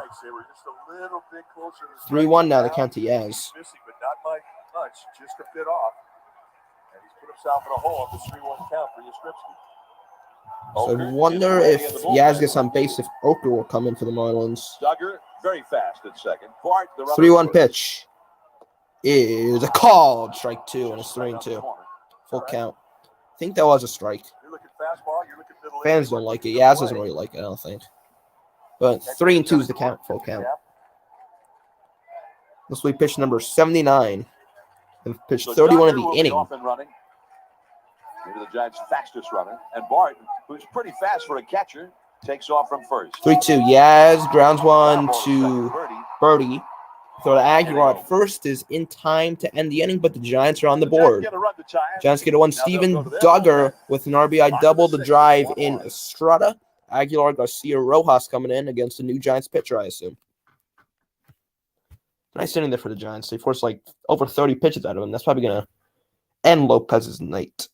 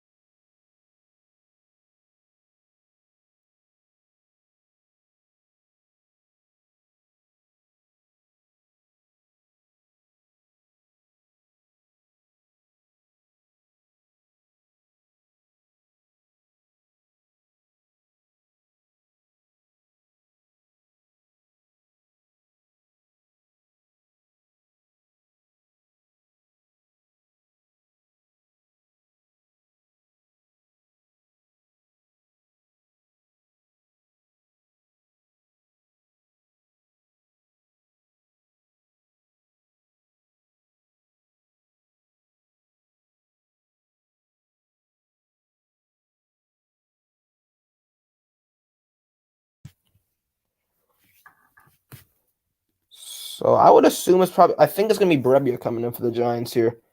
It will be Brebbia, okay. Yeah, because he was warming up in the pen late 5th inning. So yeah, it will be Brebbia coming in. He'll face Aguilar to start off.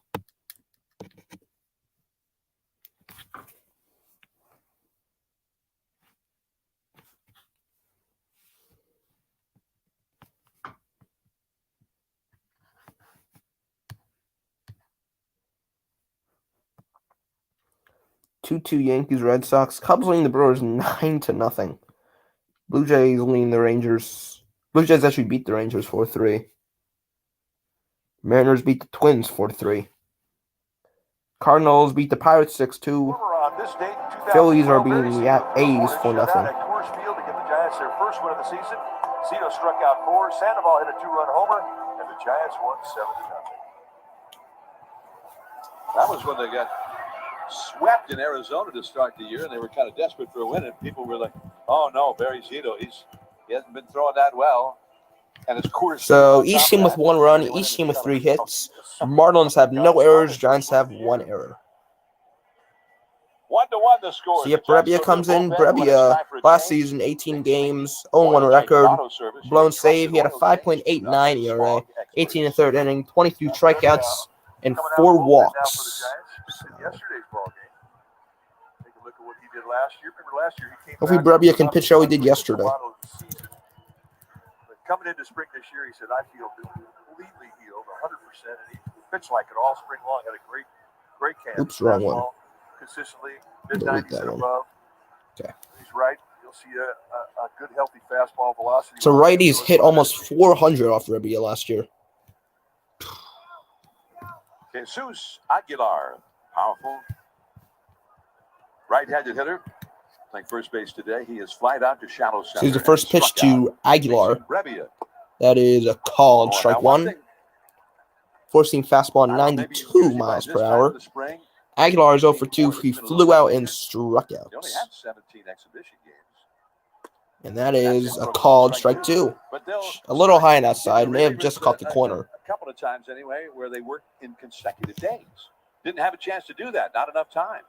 So here's Brebbia, and he's working consecutive 0-2 days. pitch. Is outside. Aguilar thought about swinging at that one, but that was way outside. Took it. We really 1-2. don't have much choice. We used a lot of guys yesterday, so there'll be guys have to work consecutive days, most likely today. And here's Brebbia, the first one. He was very happy The 1-2. by the way, with the way Brebbia threw yesterday. And that is fouled back.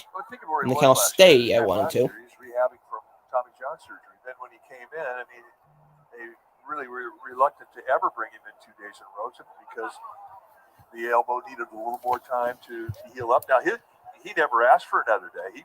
He's a warrior. He wants to pitch. And Aguilar calls time. Tomorrow he will get off. That he has worked 2 days in a row, but he just feels so good. I mean, just the way. Another 1-2 is outside and high, ball 2. Outside, 2-2. Even count. He was asked before the game was Gabe Kapler about Brebbia coming out of the 10th inning. He said, "Well, Brebbia was just lights out, great." Another 2-2. Aguilar pops it up. Flores coming in. Brebbia going out. Flores makes the catch. Wilmer Flores. 1 away. And it wasn't that easy for Wilmer. No, it was not. Without sunglasses, Wilmer would definitely not make that catch. You can't take Pop up. Now that'll bring up Avisail Garcia, who's overdue today. You can see he's battling the sun, the wind. Was not routine for Wilmer. Both Brebbia and Wilmer are coming in. See the wind's whipping around inside Oracle Park. Much more wind this afternoon than we saw in yesterday's game. Avisail Garcia now. He has struck out in each of his at-bats. Struck out twice. First pitch to Avisail is a grounder. That goes just foul. And then for good Garcia with not a lot of speed, but that probably he would have been safe there probably. Make sure that it stayed foul. 0-1 the count. Gabe Kapler was talking about Brebbia, and the Brebbia they remember at his best with the Cardinals, a guy who just had strikeout stuff and great overpowering. So now the 0-1. Outside, and it's popped up. Estrada going back. He's going to make the catch, and there's 2 outs. So 2 pop-ups here in the top of the 6th inning to start off this for the Marlins. Now that'll bring up Miguel Rojas. He's 1 for 2 today. He has a single, I believe. The difference between Oracle Park and Candlestick is when you did the pop-up dance. No, he has a double. He had a double in the second, yeah. Guys doing it instead of 1. So Berry's only thrown 8 pitches this inning, so very solid inning from him so far. Somebody actually caught it at all. First pitch to Miggy. Rojas grounds 1 to Crawford. He's automatic there. 3 outs. Scooped out of the dirt from Belt. And a 9-pitch 6th inning for John Brebbia. Belt, Ruff, Peterson due up for the Giants. We're going to the bottom of 6. Score is 1-1. Very good inning. I think he's recovered well from that Tommy John, Brebbia. Because last season he was not good whatsoever. It's good to see.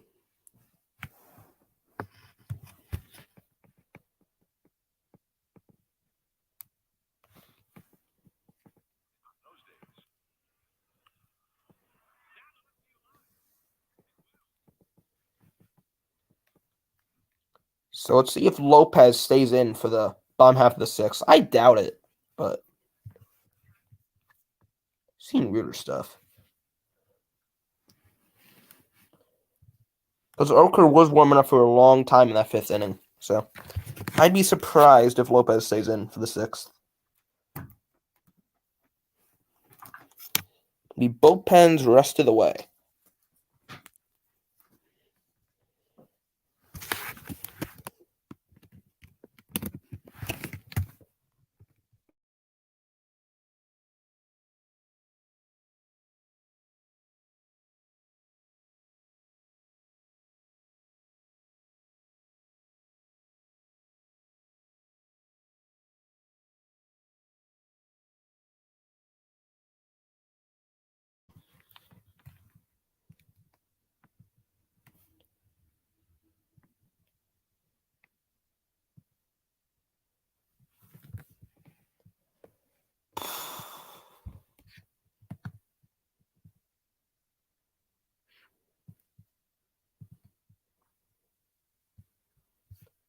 Did the Dodgers play tonight? I think so.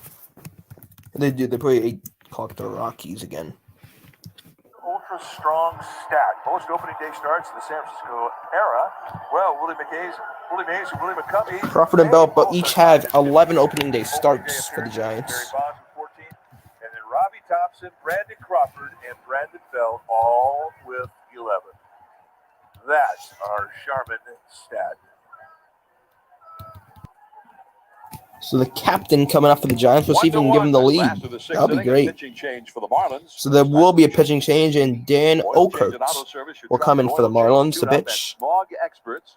First pitch to Belt There's a good reason. He's a former Giant. Stephen Okerts is in the dirt, ball 1. In the dirt with that first one to Brandon Belt for ball 1. Take a look at what Okie did last year. 34 appearances, 3-1 with a 2.75 ERA. He had 2.75 ERA last year, did Okert. And he strike 1 taken by Belt. One in there. Belt is flied out to shallow left and struck out. What do we know about Stephen Okert? He will pitch inside aggressively. The 1-1 to Belt is called strike 2. 1 ball and 2 strikes is the count. Now the Marlins going to the complete overshift. They didn't shift against Belt. The Marlins are way overshifting to the right field. Yesterday. Now at 2 strikes, they go into the complete. They have 5 fielders in right, only 2 in left. The third baseman's out in shallow right field. 1-2, struck him out swinging. Belt goes down. Yeah, the strikeout, and there's 1 away, and that'll bring up Darren Ruff. Well, the first kids giveaway of the season is tomorrow. The Giants take on the Marlins in Game 3 of this game, 3-game series. The first 5,000 kids 14 and younger will get a kids arms sleeve presented by Bank of America. First pitch is 1:05 p.m. Grab your tickets at sfgiants.com/promotions.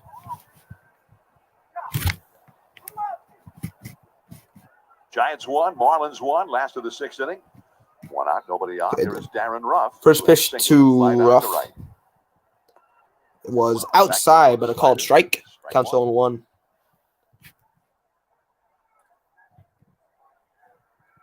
I've just been calling that, though. So Giants bullpen is busy.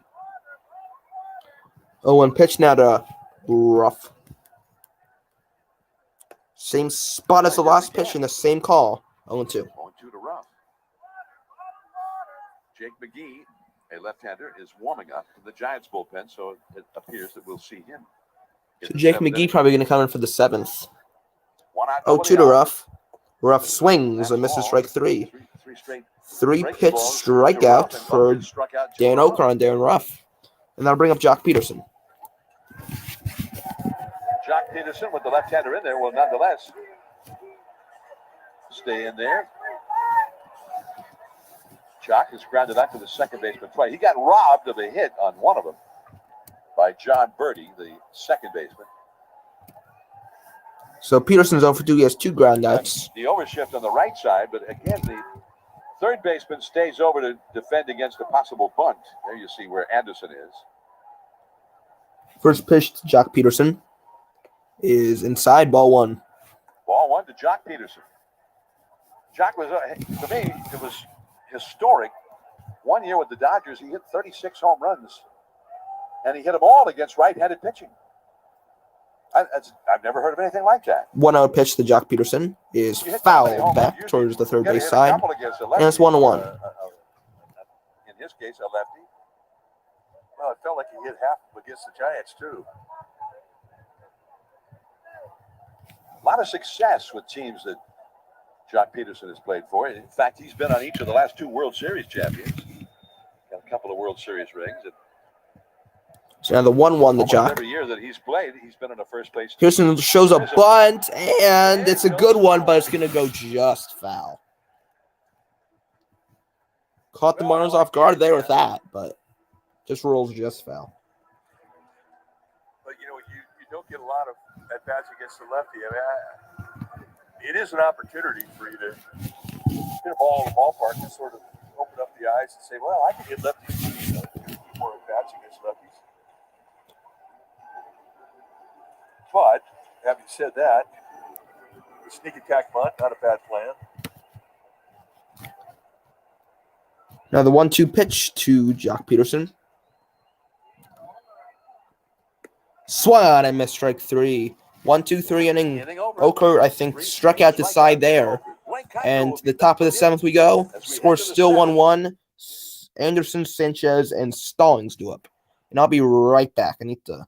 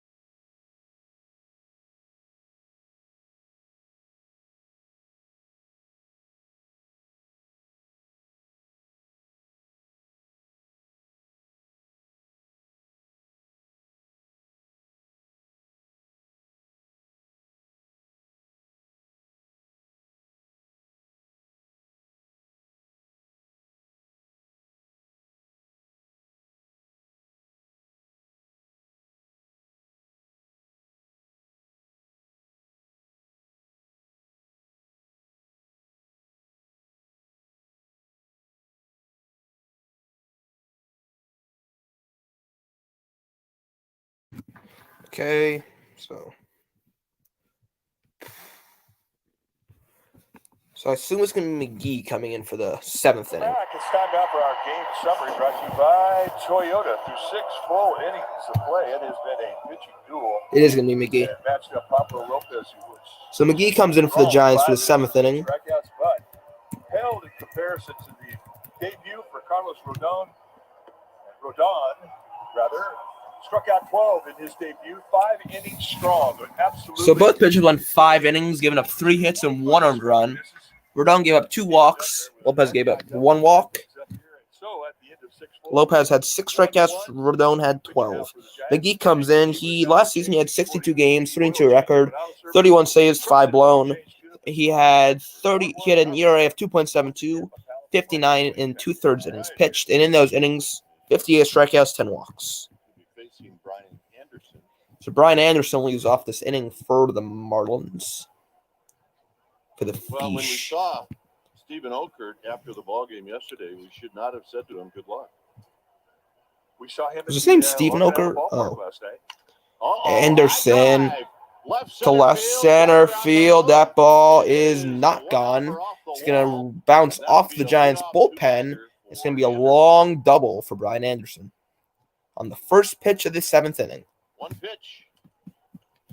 And here comes the stress. Jake McGee, guys are going to go and they're looking for one thing. They're going to look for fastball. This one. Having a Jesus Sanchez. I thought that was gone at first. Thinking, how'd that not get out of the ballpark? He hit that ball well. Yeah, I was so close to getting out. As it is, Giants catch a break, stays in the yard, so a leadoff double. And now with nobody out and runner at second, it sets up a strikeout situation for McGee. So who's up next? Stallings. Okay, so Sanchez now. He's 0-for-2, struck out twice. 0-2. Rodon struck him out twice. He had a really long at bat against Rodon in the 5th. First pitch to Sanchez. Swinging a foul. Fouled. Let's see. Back. Sanchez it's 0-1. trying to pull that ball to at least get Anderson to third. Talk about John Brebbia working 2 days in a row, and then same opportunity here for McGee. Worked in yesterday's ball game. You're seeing McGee trying to listen to the signs that Bart is sending. Communication system with a runner. The 0-1 is swung on and missed. Strike 2, 0-2 the count. Joey Bart, the catcher, has a keyboard strapped to his left wrist. He will punch in a pitch and a location with that pitch. There's a little speaker above the left ear of Jake McGee. He hears what Joey Bart wants. And if he accepts it, he goes ahead with the pitch. He can shake it off, get another one. There's also a little hearing device. So, man on second for the Marlins is Brian Anderson. Here's the 0-2 pitch from McGee to Sanchez. It's outside, ball 1. You still, if you're Joey Bart, that's exactly right. The runner at second, he's not going to be able to get the pitch you're going to throw, but he will get location. And you could tip pitch by location. For example, if you set a high target with your glove, not even move left or right, just set a high target. That runner at second base knows it's going to be a fastball. You never set a high target. It's the 1-2 pitch now to Sanchez. That is really high. Bart has to reach up to grab that one. 2-2 the count. And that was a 95-mile-per-hour fastball. And the catcher slaps the ground. You never slap the ground if you want to slide it out. Some pitchers deep with that. But the bottom line is you can tip a pitch by giving location and targets. Those are things you have to learn as a young catcher. 3-2. So it's a full count out of Sanchez.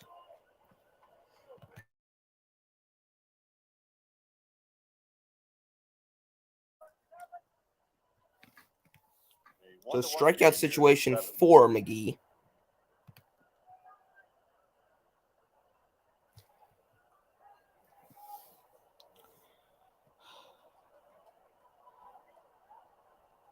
Here's the pitch. McGee throws Sanchez a meatball, and it's a base hit down the left field line. Anderson is going to score. And Sanchez has an RBI single. And it's 2-1 Marlins. McGee just threw him a fastball straight down the middle. Terrible pitch. Terrible pitch. 93-mile-per-hour fastball straight down the middle. To Sanchez, and the Marlins now lead 2-1.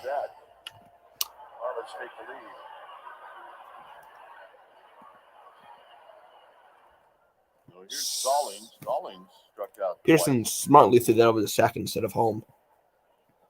So here comes Jacob Stallings, a giant killer. Carlos Rodon got him 2 times with swing and miss strike threes. 12 strikeouts on the day for Rodon. First pitch to Stallings is foul tip, strike 1. No balls and 1 strike.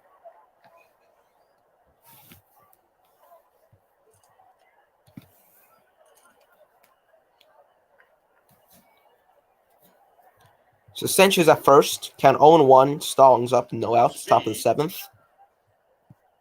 At first base. So warming up in the bullpen is Camilo Doval and Zach Littell for the Giants.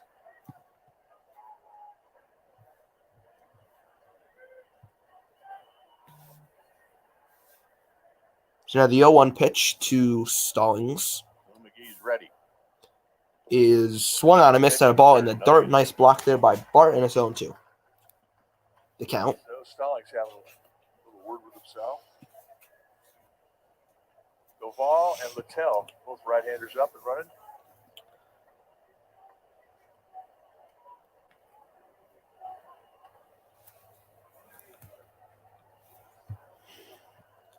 Birdie's on deck. A double and a single to open up the 7th. So now the 0-2 pitch to Jacob Stallings.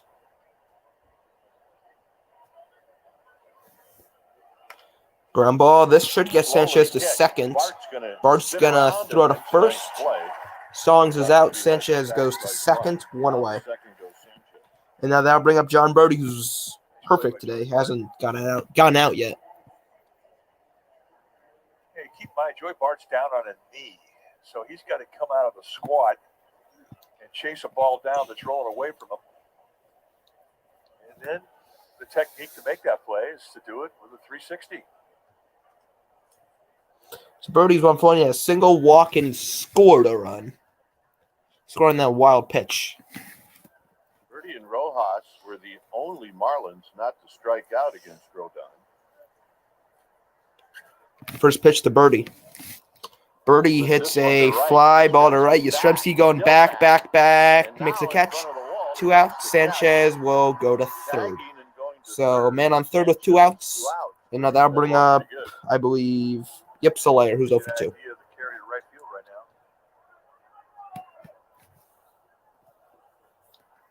So here's Solaire. Who struck out twice, and then he drew a walk in the 5th. So McGee's going to be done, and I assume either Littell or Duvall's coming in. The skipper. And he points to the bullpen. Looks like Littell is going to come in for the Giants here. So we're going to get a new pitcher. Nope, it's going to be Camilo Doval coming in. Who it is when we come back. Camilo Doval coming in for the Giants, trying to get the Giants out of this 7th inning.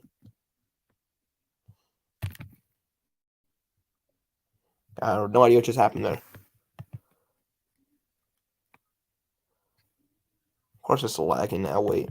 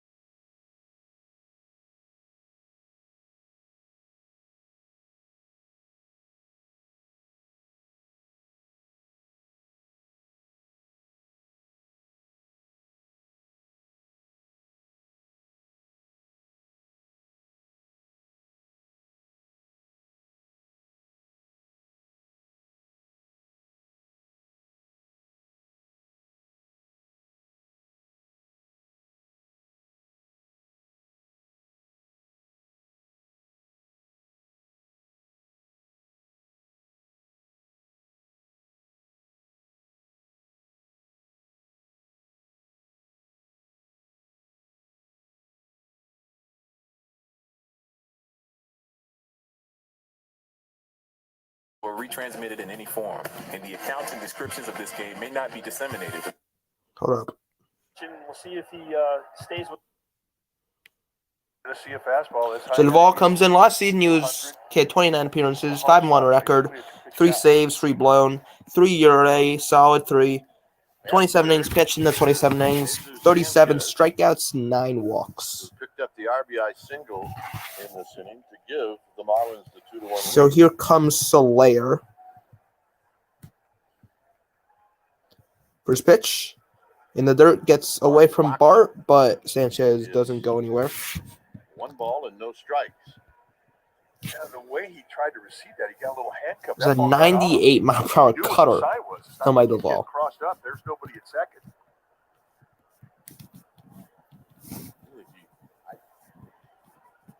I just think he was expecting something else. You know, when you get down on one knee, that ball was right at his waist. A ball that goes right at your waist, you have 1-0 pitch now to Solaire. Palm down. He kind of got glove tied. Is outside. Solaire thought about swinging at it, but he didn't. 2-0. Solaire. Sanchez on third. Duvall needs an out here. You're teaching kids to play catch at an early age. You want to throw the ball below the bell around the knees, but they can catch it with palm up. It's the easiest way to catch it. 2-0 pitch. Way inside 3-0. Duvall's looking wild. This is not looking good. It's looking like he did how he did beginning of last season when he was in the majors. It's looking wild. Want to have fun when they're around 7 years old, throw one at their belt. Because they don't know if they should catch Oh, this isn't looking palm up or good. palm down. My 10th year in the big leagues, I wasn't quite sure. Especially if there's something on it. 3-0 pitch. Like 98. Ball 4-pitch walk. Given up by Duval. And first and third, 2 outs. Solaire walks and now bring up I think Garrett Kapler Cooper. wanted the Duvall Solaire matchup. Yeah, he wants the Duvall to hit the comfort zone. Right now, he's not in it. Yesterday, when he came in to try and close that game out, his slider, his best weapon, was lazy. And that usually means you're just so geeked up, you're not relaxed, you're not snapping your wrist, you're not finishing it off. And remember, I mean, he doesn't have years. Just one out here. We need one out. The Giants do. Cooper comes up for the Marlins. He's 1 for 3 today. There's 1 for 3, singled in the third inning. Singled. Ball needs to get control of that slider. First pitch is a slider in for strike 1. 0-1 the count. He didn't throw one like that all day yesterday. I mean, that had some finish to it. That was snappage.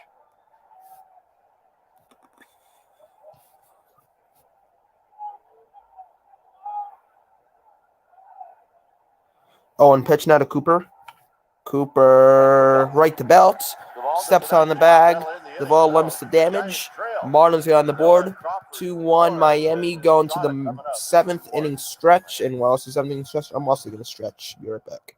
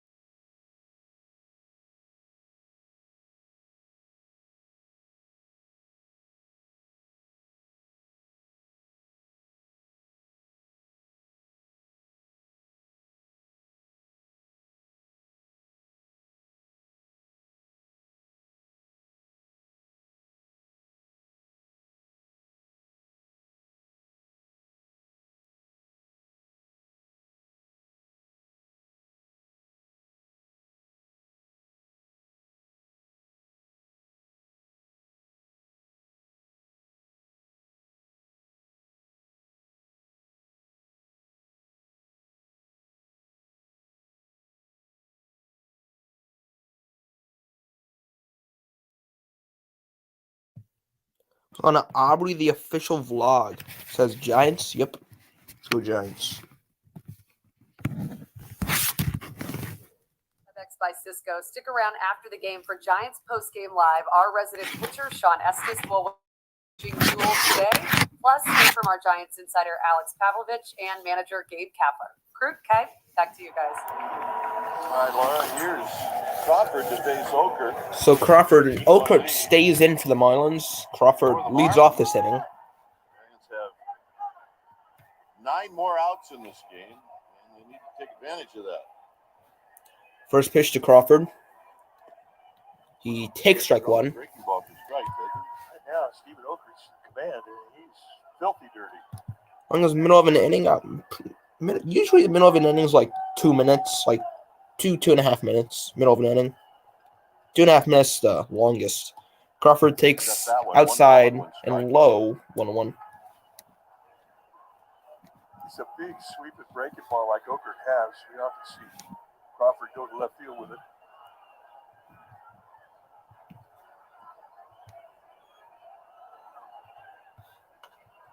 Crawford pops it up. Stallings going back. The ball is going to go into the stands. Foul.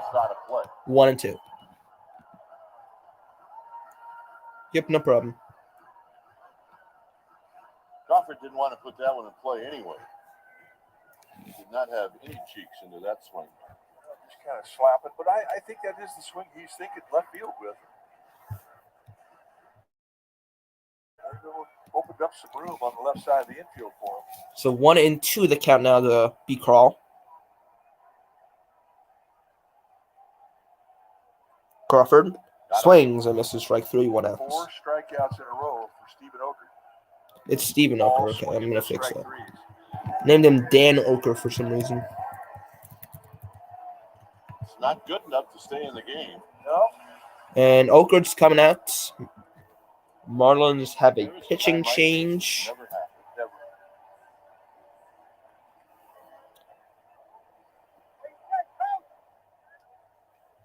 And it's Time going to for a change. be Think Speedy Oil Change who's Lawn that? Service, your trusted oil change tune-up and smog expert. I don't know who that is, but pitching change for the Marlins.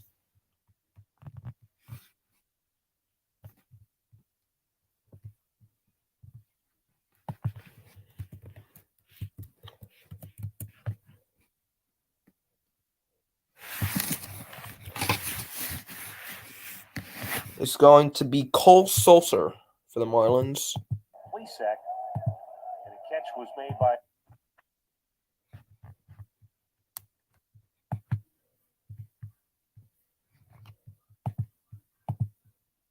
So Cole Sulser comes in.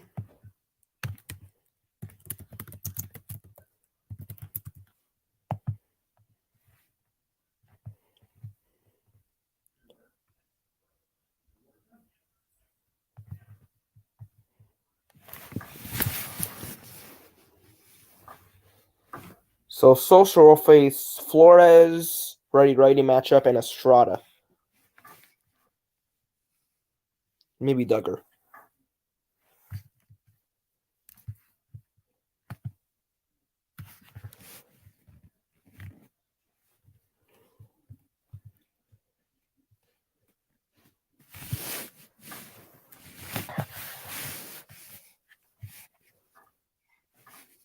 Indians Royals is still scoreless. Wow.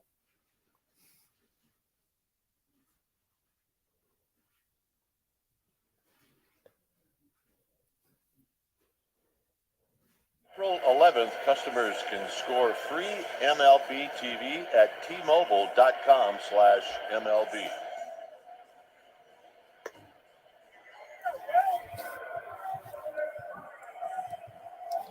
New pitcher now for the Miami Marlins will be the right-hander. So Cole Sulser had 60 appearances last season, 5-4 record, 8 saves, 3 blown, a 2.70 ERA, a 63 1/3 innings of work, and in those innings he's had 73 strikeouts, 23 walks. Sulser's actually better against lefties, so in the most righty-righty matchup, he's better against the lefties. 0 for 2. First pitch to Flores is a strike. Sulser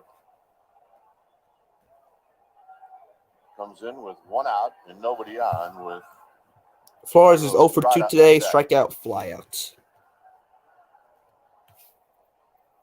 0-1 pitch. Flores hits one to left center field. It is off the wall. And this is going to be at least a double for Wilmer. It will be a double.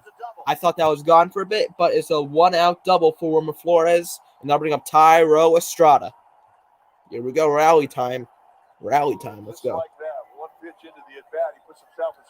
Man, I thought that was gone, though, for a sec.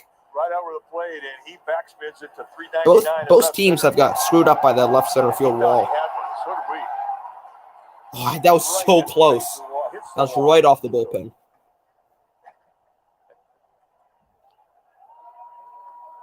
Dry him out a little. Here's Estrada. Here's the first pitch to Tyro. A solid line drive single to left in the 5th. Estrada takes one in the dirt. Ball 1. 1 ball and no strikes. So Flores doesn't have great speed, so it'll probably be at least an extra base hit to get Wilmer home. Giants half of the 7th inning. Estrada's 1 for 2. He had that single in the 5th and then scored that run.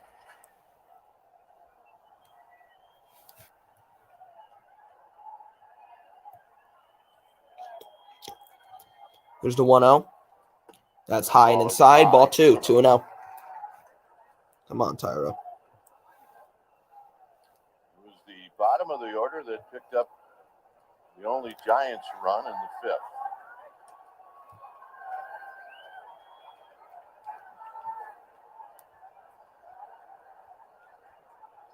2-0 pitch. Estrada fouls it down the third base line. 2-1. 3 balls and a strike. Pretty good pitch to location. Giants need to there, convert that here. 2-0 count, or that 2-0 count from Sulzer. Estrada sitting on that fastball. Not a great location to do a whole lot with, although we do know that Estrada will use the whole field. You pitch him away consistently, he'll go that way. He'll go to right.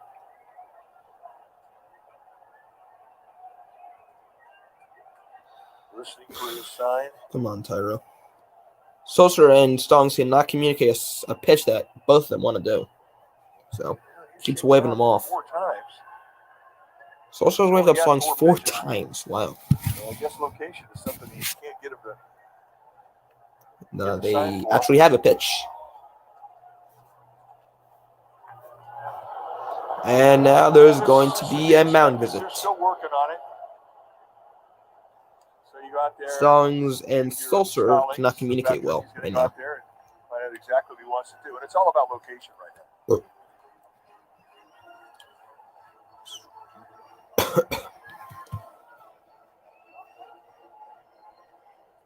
Flores at second with 1 out.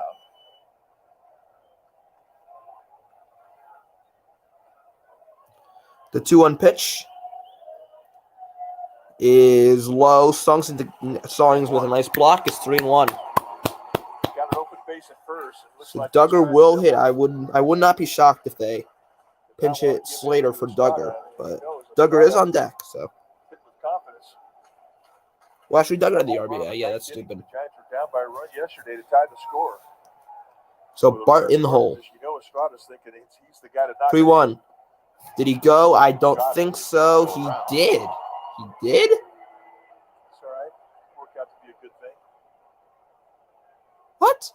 I don't think he went. Did he? Yeah, he did give into him. He nibbled right to the base of the strike Oh, zone. he did go. Never mind. Yeah. Estrada did go. That was the ball in the dirt. Estrada swung at it. Couldn't quite check his swing. Started on a corner or below the strike Come on, zone. Tyro. Let it fall out of the zone. Come on. Hope he chases. 3-2 pitch. Tyro fouls it down the third base line. Change up. We asked Joey Barton spring training this year in one of our spring training telecasts, or Kurt Casale, I beg your pardon. Is there such a thing as a fastball count anymore? He said, no, of course not. You would know. There's Kurt Casale. 3-2. 3-2 pitch now to Estrada. Here he is. He did not go there, and that's ball 4. Estrada works a walk. First and second, 1 out, and that'll bring up Steven Duggar. Duggar is a really difficult candidate to get a double play on because of his speed. So, both Estrada and Duggar have great speed. This is the guy you want coming up. And the pitching coach, and it's going to be a mound visit again for Sulzer. Remember, it was Duggar who tied this score up in the 5th inning when the Giants were down by a run. He had an opposite field double. And he doesn't really have an open base. And look, there's nobody at third base, but with 1 out, you don't want to walk him. And here's the at-bat we're talking about. Fastball up and away. Pablo Lopez did not make many mistakes in location all day long. This was one he made a mistake on. But Come on, Doug. a nice opposite field approach from Duggar to beat that location. And it tied the score. So One name as to have Duggar's Giants or in that box. Marlins winning? I don't know. It depends what Duggar does here. If Duggar, I don't know. Right now, I'm going to say the Giants just because, I don't know. I don't know, actually. Depends what happens this inning. Giants don't score this inning, I have the Marlins winning. If they score, I have them winning. Because then they have Rogers coming up, and yeah, so. Flores at second, Estrada at first. First pitch to Duggar. Duggar Takes one straight down the middle. He did that last at bat, too. Then he drove in the run, so.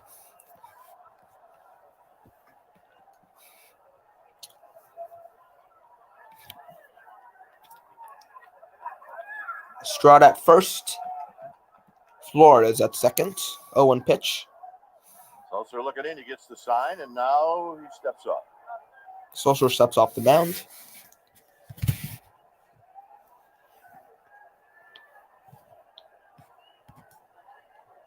So Bart on deck for the Giants. The pitch. 0-1. Inside, strike 2. I'm sure 0-2 the Duggar's count. looking for a fastball. He's guessed wrong twice. Come on, Looking off speed Duggar. first pitch. He was looking middle away fastball. Second pitch. Both times he got crossed up with pitch and location. 0-2 pitch to Duggar. Strike 3, swing and a miss, 2 outs. There, bring up Joey Bart. Put that bottom right out. If I'm the Marlins, I'm walking Bart. I'd bring up easy out Mike Yastrzemski instead of face Joey Bart. I'd walk Joey Bart on the Marlins here. I'd rather face easy out Mike Yastrzemski. So it really boiled down to not swinging at the first 2 fastballs. Yep. And he guessed wrong.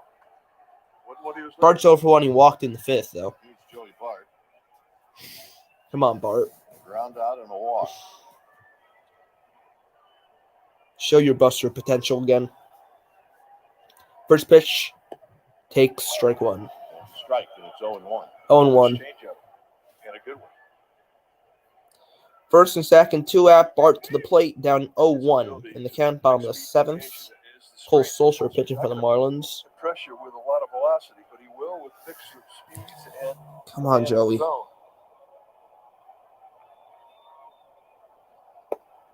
0-2. Take strike 2. Fastball right on the outside corner to knees. That's Wow. a perfect location. You don't want to swing at perfect location until you have to. And in an 0-1 count, you don't have to.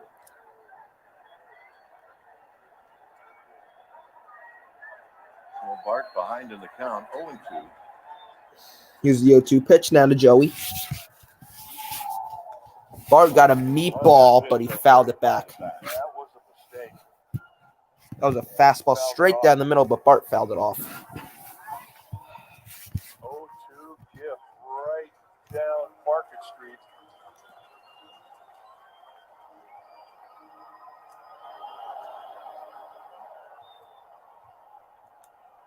Oh-2 pitch now.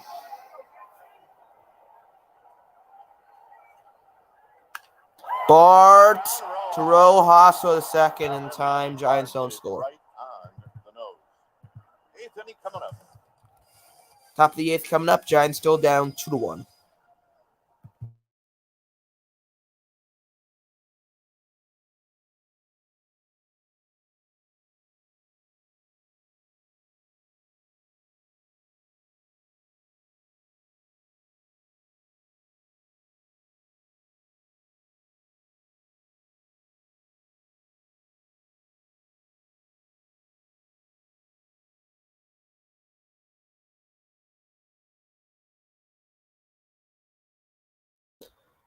Giants cannot score the first in scoring position.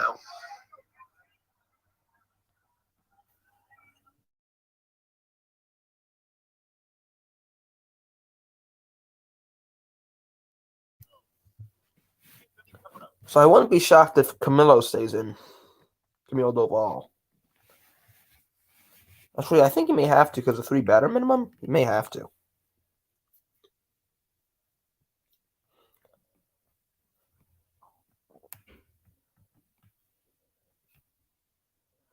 Aguilar, Garcia, Rojas do it for the Marlins in their half of the 8th. So yeah, I have the Marlins winning now since Giants didn't score there.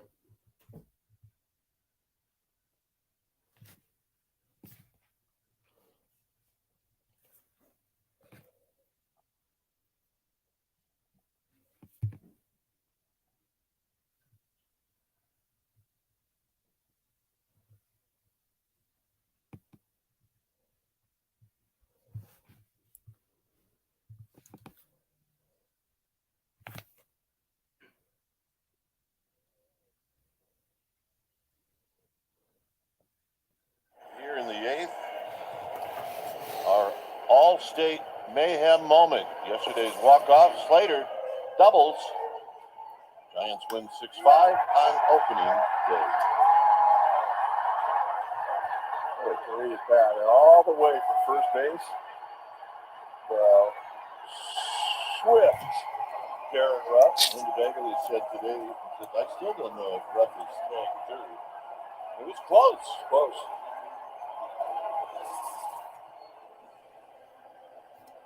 So Doval is staying in for the So Giants Duvall here. stays in the game. He'll be facing Aguilar.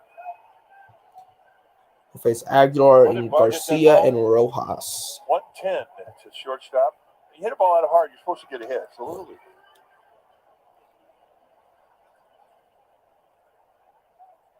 Might not be a nice at bat for Joey Barton. Yes, it was. With nothing to show for it. That's my dad.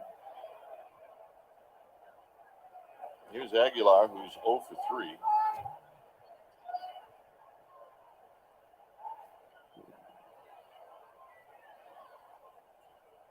First pitch, Aguilar. Two things, Mike. The very first year. It was a bad frame by Bart, so Doval didn't get the call there. Bring your glove and take a lap. And it looked like 1-0 pitch to Aguilar. He's 0 for 3. Flew out, struck out, and popped out. Taking a lap. And he's going to fly out again. Duggar Billy has to move. Makes the catch. 1 out. And now a brief message. Running up from Avisario Lazy Boy. Garcia. It's the inventory overstock sell-off at Lazy Boy. Hurry in and save up to 50% on $5 million in factory direct overstock. Everything must go. Lazy Boy. Live life comfortably.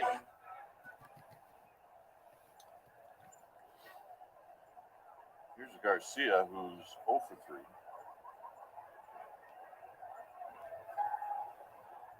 Rodon got him twice. Here's Garcia. First pitch to him is a strike. 90 mile per hour cutter. You know, when we left Candlestick was such a different configuration. He's 0 for 3. He struck out twice and popped out. When we got over to this ballpark, the stands were close. So we encourage fans to bring a glove. Just 0-1 protect pitch. themselves.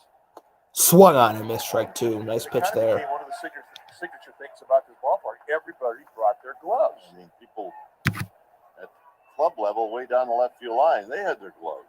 It was amazing. And then we'd see the optimist, the little kid who's sitting at the top row of the left field stands with his glove on, just knowing he was going to get a ball. The ultimate optimist. We loved it. Everything about bring your glove. Whoa. Pitch, strike A out. very bad swing there by Garcia as Doval gets to strike out, and there's 2 away.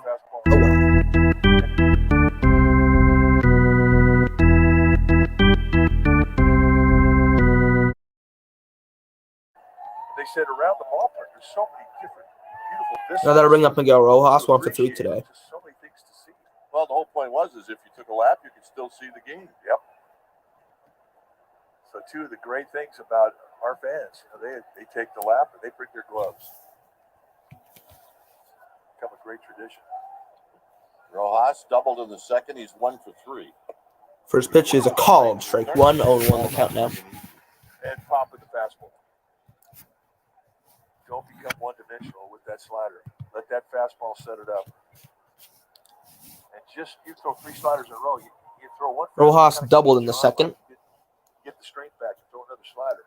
0-1 pitch, 2 outs. Outside, ball And 1. The ball should never have to apologize for his fastball. It is a good one. Plus, he slings it. Yeah, you don't see the ball early because of the sling. That's another thing. He's got a big arm take back, and he hides that release point a long time. The 1-1 pitch. Rojas check swing. Did he go? Yes, he did. 1-2 the count. 1-2. I think Ramon DeJesus, the umpire at first base, is one of the best at identifying a swing and a non-swing. Yeah, I wish he would have been there at Game 5. Yeah. Wilmer Flores still thinking about that pitch. Probably agrees with it. 1-2. 1-2 pitch to Rojas. Outside, ball 2.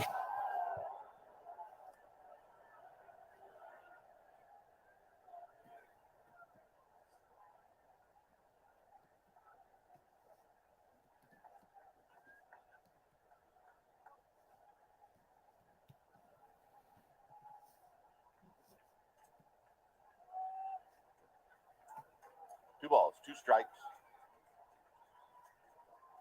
The 2-2 pitch. Rojas grounds one to Belt. Belt's going to flip it to Doval, who steps on the bag. A 1-2-3-8 for Camilo Doval. And the Giants go to the top of the bottom of the 8th, their half. Yastrzemski, Belt, Ruff, top of the order. 2 up.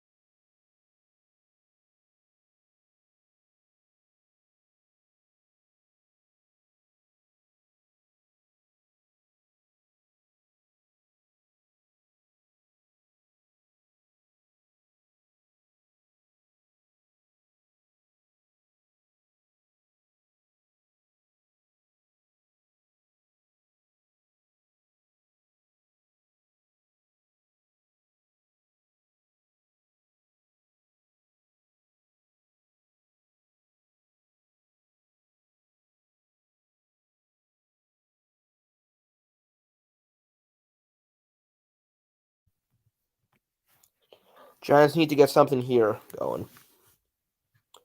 Does middle of the orders do it for the 9th if they go down 1-2-3? I have no idea who's coming in for the Marlins. Hopefully it's someone not too good.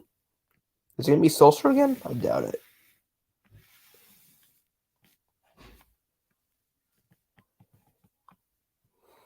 It's going to be Richard Blyer.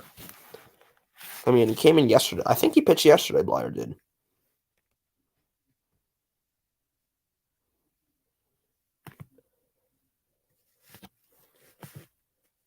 San Francisco Giants baseball on NBC Sports Bay Area, home of the authentic fans. It's a 2-1 lead for Miami. The Marlins bring in a new pitcher when it's time for a change. Think speedy oil change and auto service. Your trusted oil change. So Blyer had 68 appearances last season. 22 record. He's blown 6 saves, gotten 0 saves. 2.95 ERA, 58 innings pitched in those innings, 44 strikeouts, 6 walks. Better against lefties than he is against righties, because he is a lefty. So, and Slater is going to pinch it for Yastrzemski. Thank God. And Belt is up next, but it's going to be Slater. Mike Yastrzemski's an easy out, so I like this move. So Slater used to be the secret weapon. He's not that anymore. Nothing secret about him. Here's the first pitch to Slater. Swing and a miss, strike 1. 0-1 the count. Blyer challenging right out of bed.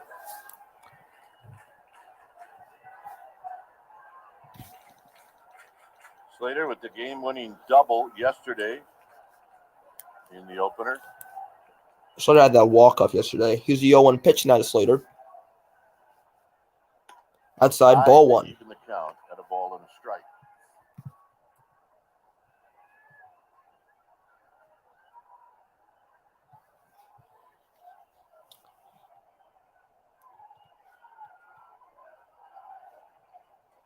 One pitch. Slater swung at that inside pitch and it's 1-2. Fouled it off.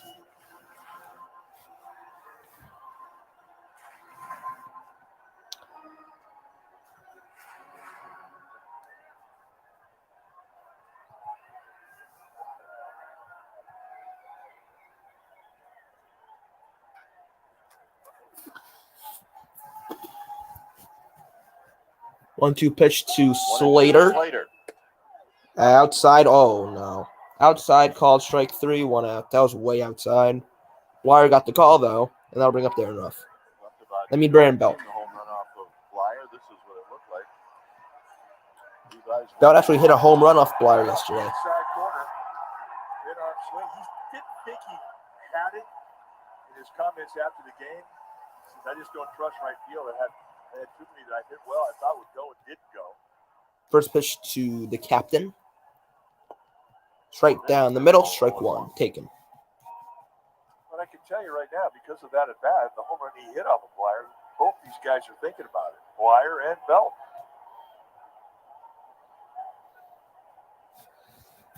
Belt's 0 for 3, flew out and struck out twice. Fouled off, 0-2.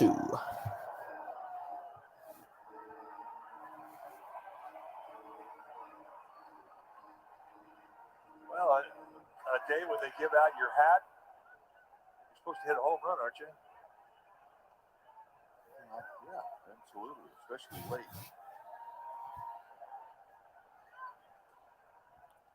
0-2 pitch to Belt. Strikes out 3 times. 2 outs. Oops. Oh, God. 2 good kill pitches from Blyer to get Slater with paint away here. A breaking ball to go away, and he gets Belt to go out of the strike Need to zone. fix this.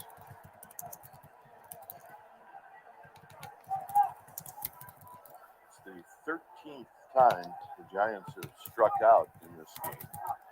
Oh, my God. Get out of here. And the Marlins have struck out 13 times. There's a strike to Ruff. Yeah, there's a lot of swing and miss today.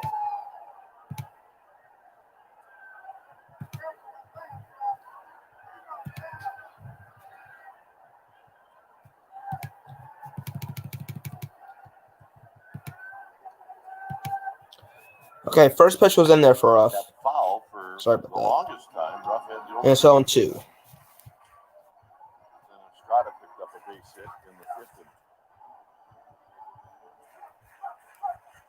inning. Come on, Ruff. So assuming Ruff does get out here for the Giants, it'll be one swing of the bat. who would it be? It would be Peterson, Crawford, Flores for the ninth. 0-2 pitch to Ruff. Fouled off down the third base line. And it'll say it 0-2. I need to fix the score. Sorry. The scoreboard just had a full reset on me. So. If you want to make some friends, you put that ball into the seats. Yeah. Yeah, he learned that quickly. 0-2 pitch to Ruff. Made a lot of friends yesterday. Struck him out swinging. End of the inning. To the ninth we go. 2-1 Marlins. Strikes out the side. 9th inning coming up.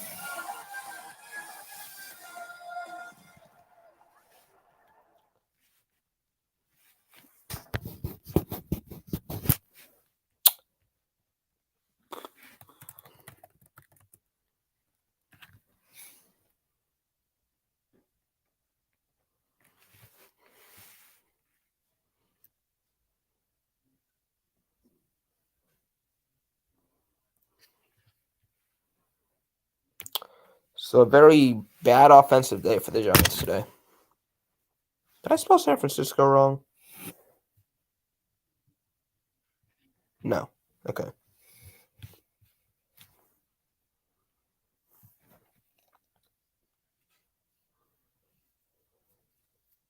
So Anderson, Sanchez, Stallings go for the Marlins for the ninth. I would assume it's probably going to be Littell coming in or Rogers. It's going to be Alvarez.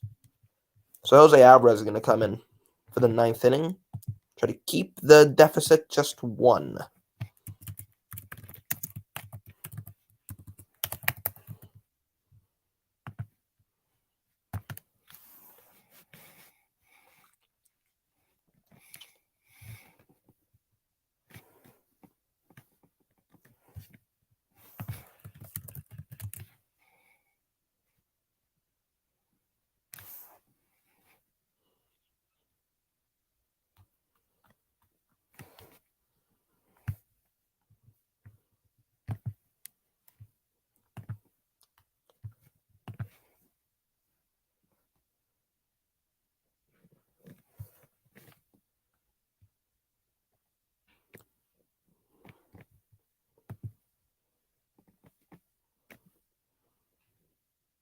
Leading 2-1.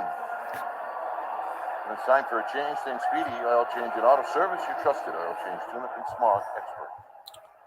So Jose Alvarez comes in. He had 67 appearances, a 5-2 record. No saves, no blown saves. An ERA of 2.37, 64 and 2/3 innings pitch. In those innings, 42 strikeouts, 19 walks. Lefty's about 220 against him. Righty's about 214 against him. Really tough spots last year. More so than not, he came through. He had a solid season. Alvarez was like the Giants' relief guy. Like, if there was a bad situation, he'd come in last season. So, He was a great add to the Giants bullpen. Sink and cut the so fastball. Brian Anderson leads off the inning for the Marlins. A lot of late movement for Alvarez.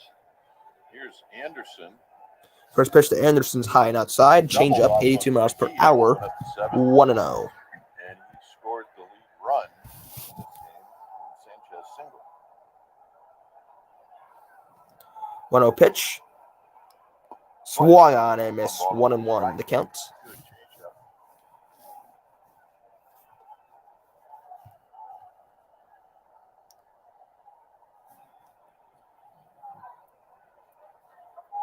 One pitch to BA. BA 15. High and outside. Another changeup. 2-1. Outside for a ball. 2 balls and 1 strike.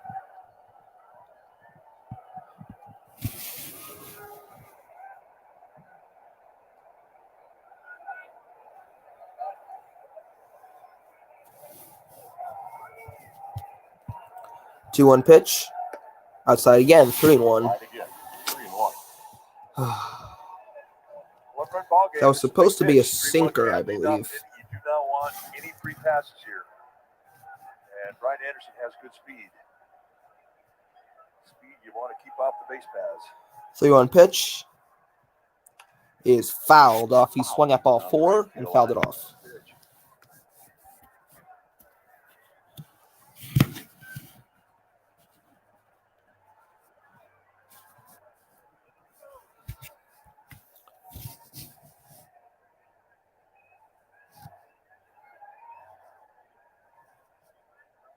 3-2 pitch. Anderson grounds it to Crawford, who lost it on the hop. And it's going to be, I assume, probably an error on Crawford. It's going to be an error on Crawford. Yeah, it will. E6. The way he went at it, he knew it was going to kind of be, couldn't trust the bounce. So be a man on first for Jesus Sanchez. Crawford with the E6. 102 behind it. Ball comes up on him, goes right over the heel of the glove, right between the wickets. Yeah, in between hops are tough no matter how hard they're hit, but they're extremely tough if they're hit hard. Here's the first pitch to Jesus Sanchez, who has an RBI today. High and inside, 1-0.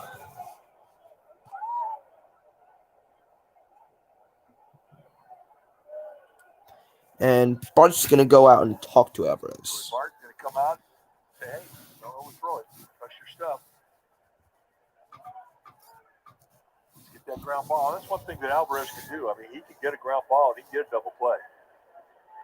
A little pep talk from his young catcher.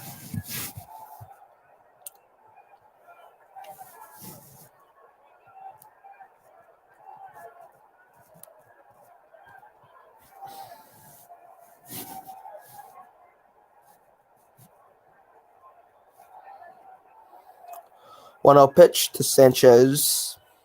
Look out. Whoa. It's 2-0. Almost hit him. Sanchez smiles at Alvarez.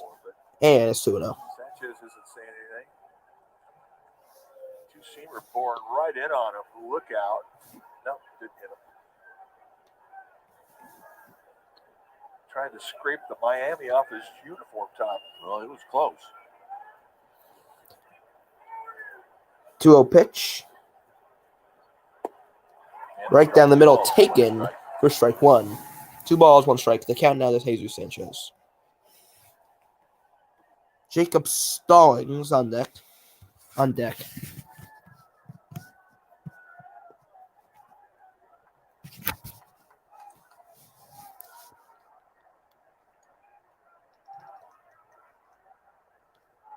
Two-one pitch is in there for strike 2. Even count. One inside and evens the count. So now the payoff pitch.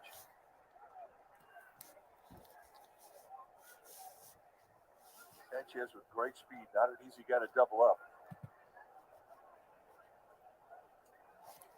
Now here's a 2-2 pitch to Sanchez. He struck him out, swinging one away here in the Marlins half of the ninth.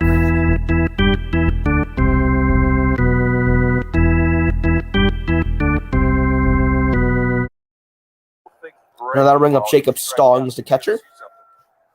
Stallings is 0 for 3 today. But based on his knowledge of the Giants, I would not be shocked if that changes this at bat. Stallings struck out twice and grounded out. Stallings is 0 for 3. For the Giants in the ninth inning, they'll have Peterson, Crawford, and Flores. This is a double play. Stallings double play ball. Crawford to Estrada to Belt. Easy double play. That's the end of the inning. Alvarez makes it quick and easy. And now here comes the bottom half of the ninth for the Giants. They need a run here to stay alive. Peterson, Crawford, Flores due up for the bottom of the ninth. And see if the Giants can work some magic like they did yesterday. No Lamont Wade, so no late light Lamont this year. No late light Lamont today. But maybe there can be late night Flores. Late night Wilmer. Sounds good.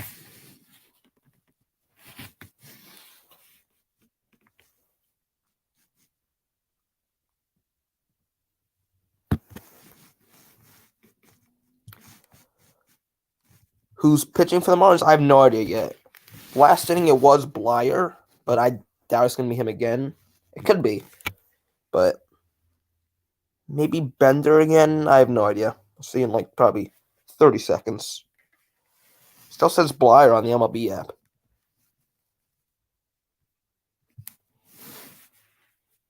My guess is it's still going to be Blyer.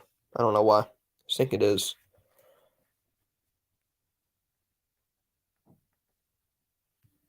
I'm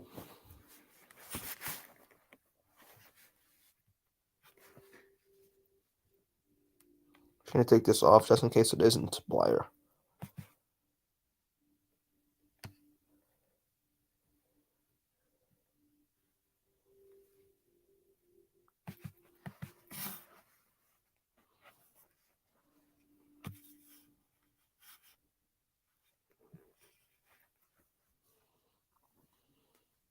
Check out Laura Britt immediately following the game for highlights, interviews, and analysis. See who it is. Giants post-game live. I think it's still going to be Blyer.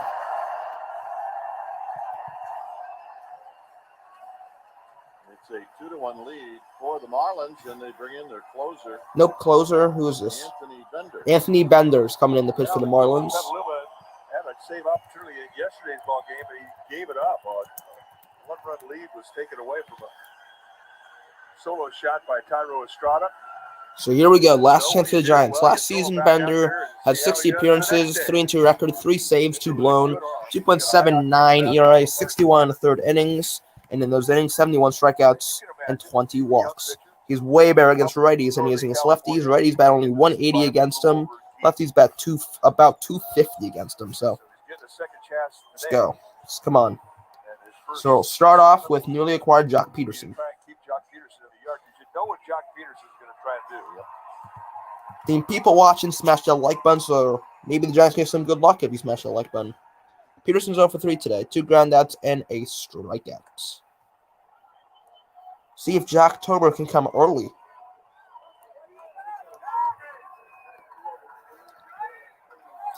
Come on. First pitch from Bender. Everyone on their feet. Peterson takes strike 1.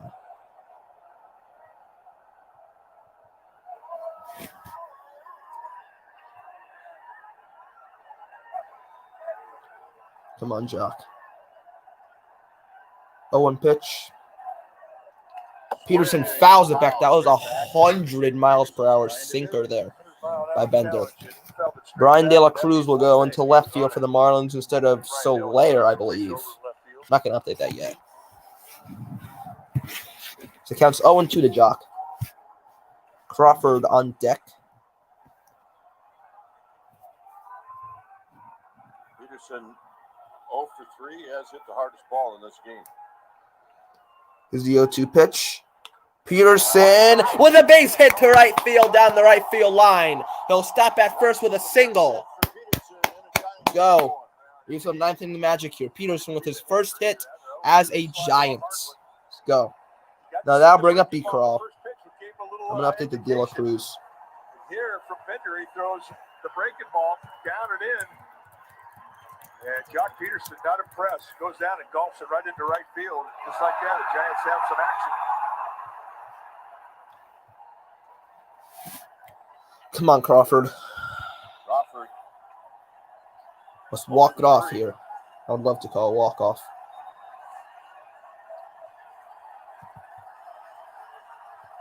Crowd is on its feet and loud. Crawford first pitch in the dirt. Another 100 mile per hour sinker there. Want another count. 0 for 3 is Crawford. Line out, ground that strikeout. Every left-handed hitter now, the third baseman's got to play in. And Anderson is playing in.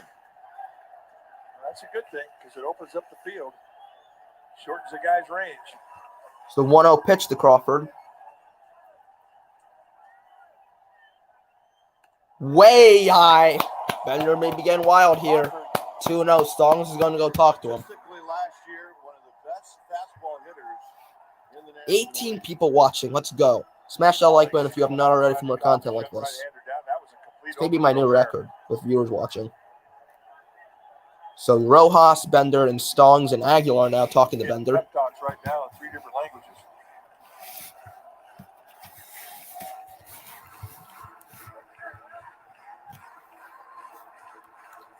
So Peterson on first. Come on.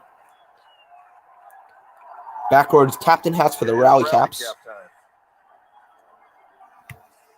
Come on.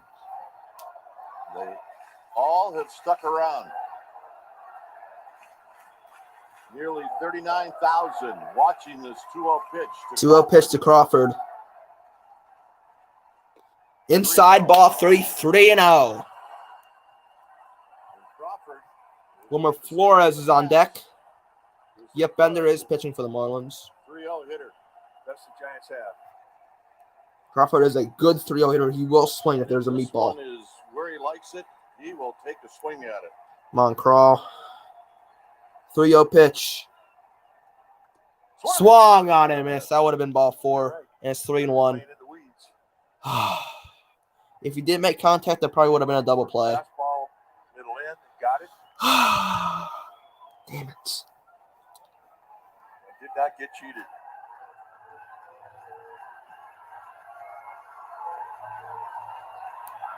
The 3-1 to Crawford. Crawford swings, double play ball, Aguilar, Rojas, and double play. It was close at first. Double play. Well, Giants are going to look, but I think they got him. Man, that was a good turn.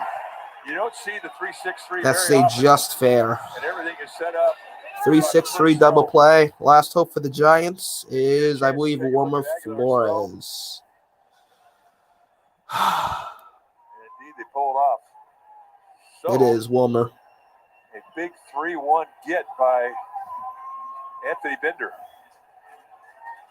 So here's Flores. Flores takes a strike. Yeah. Crawford should not have swung at that 3-0 pitch. That would have definitely been ball 4. Damn it. Flores with a double in the 7th. 0-1 pitch to Wilmer. He's 1 for 3 today. Slowly hit. Flores does not have great speed. Rojas doesn't have. And Got him. they got him.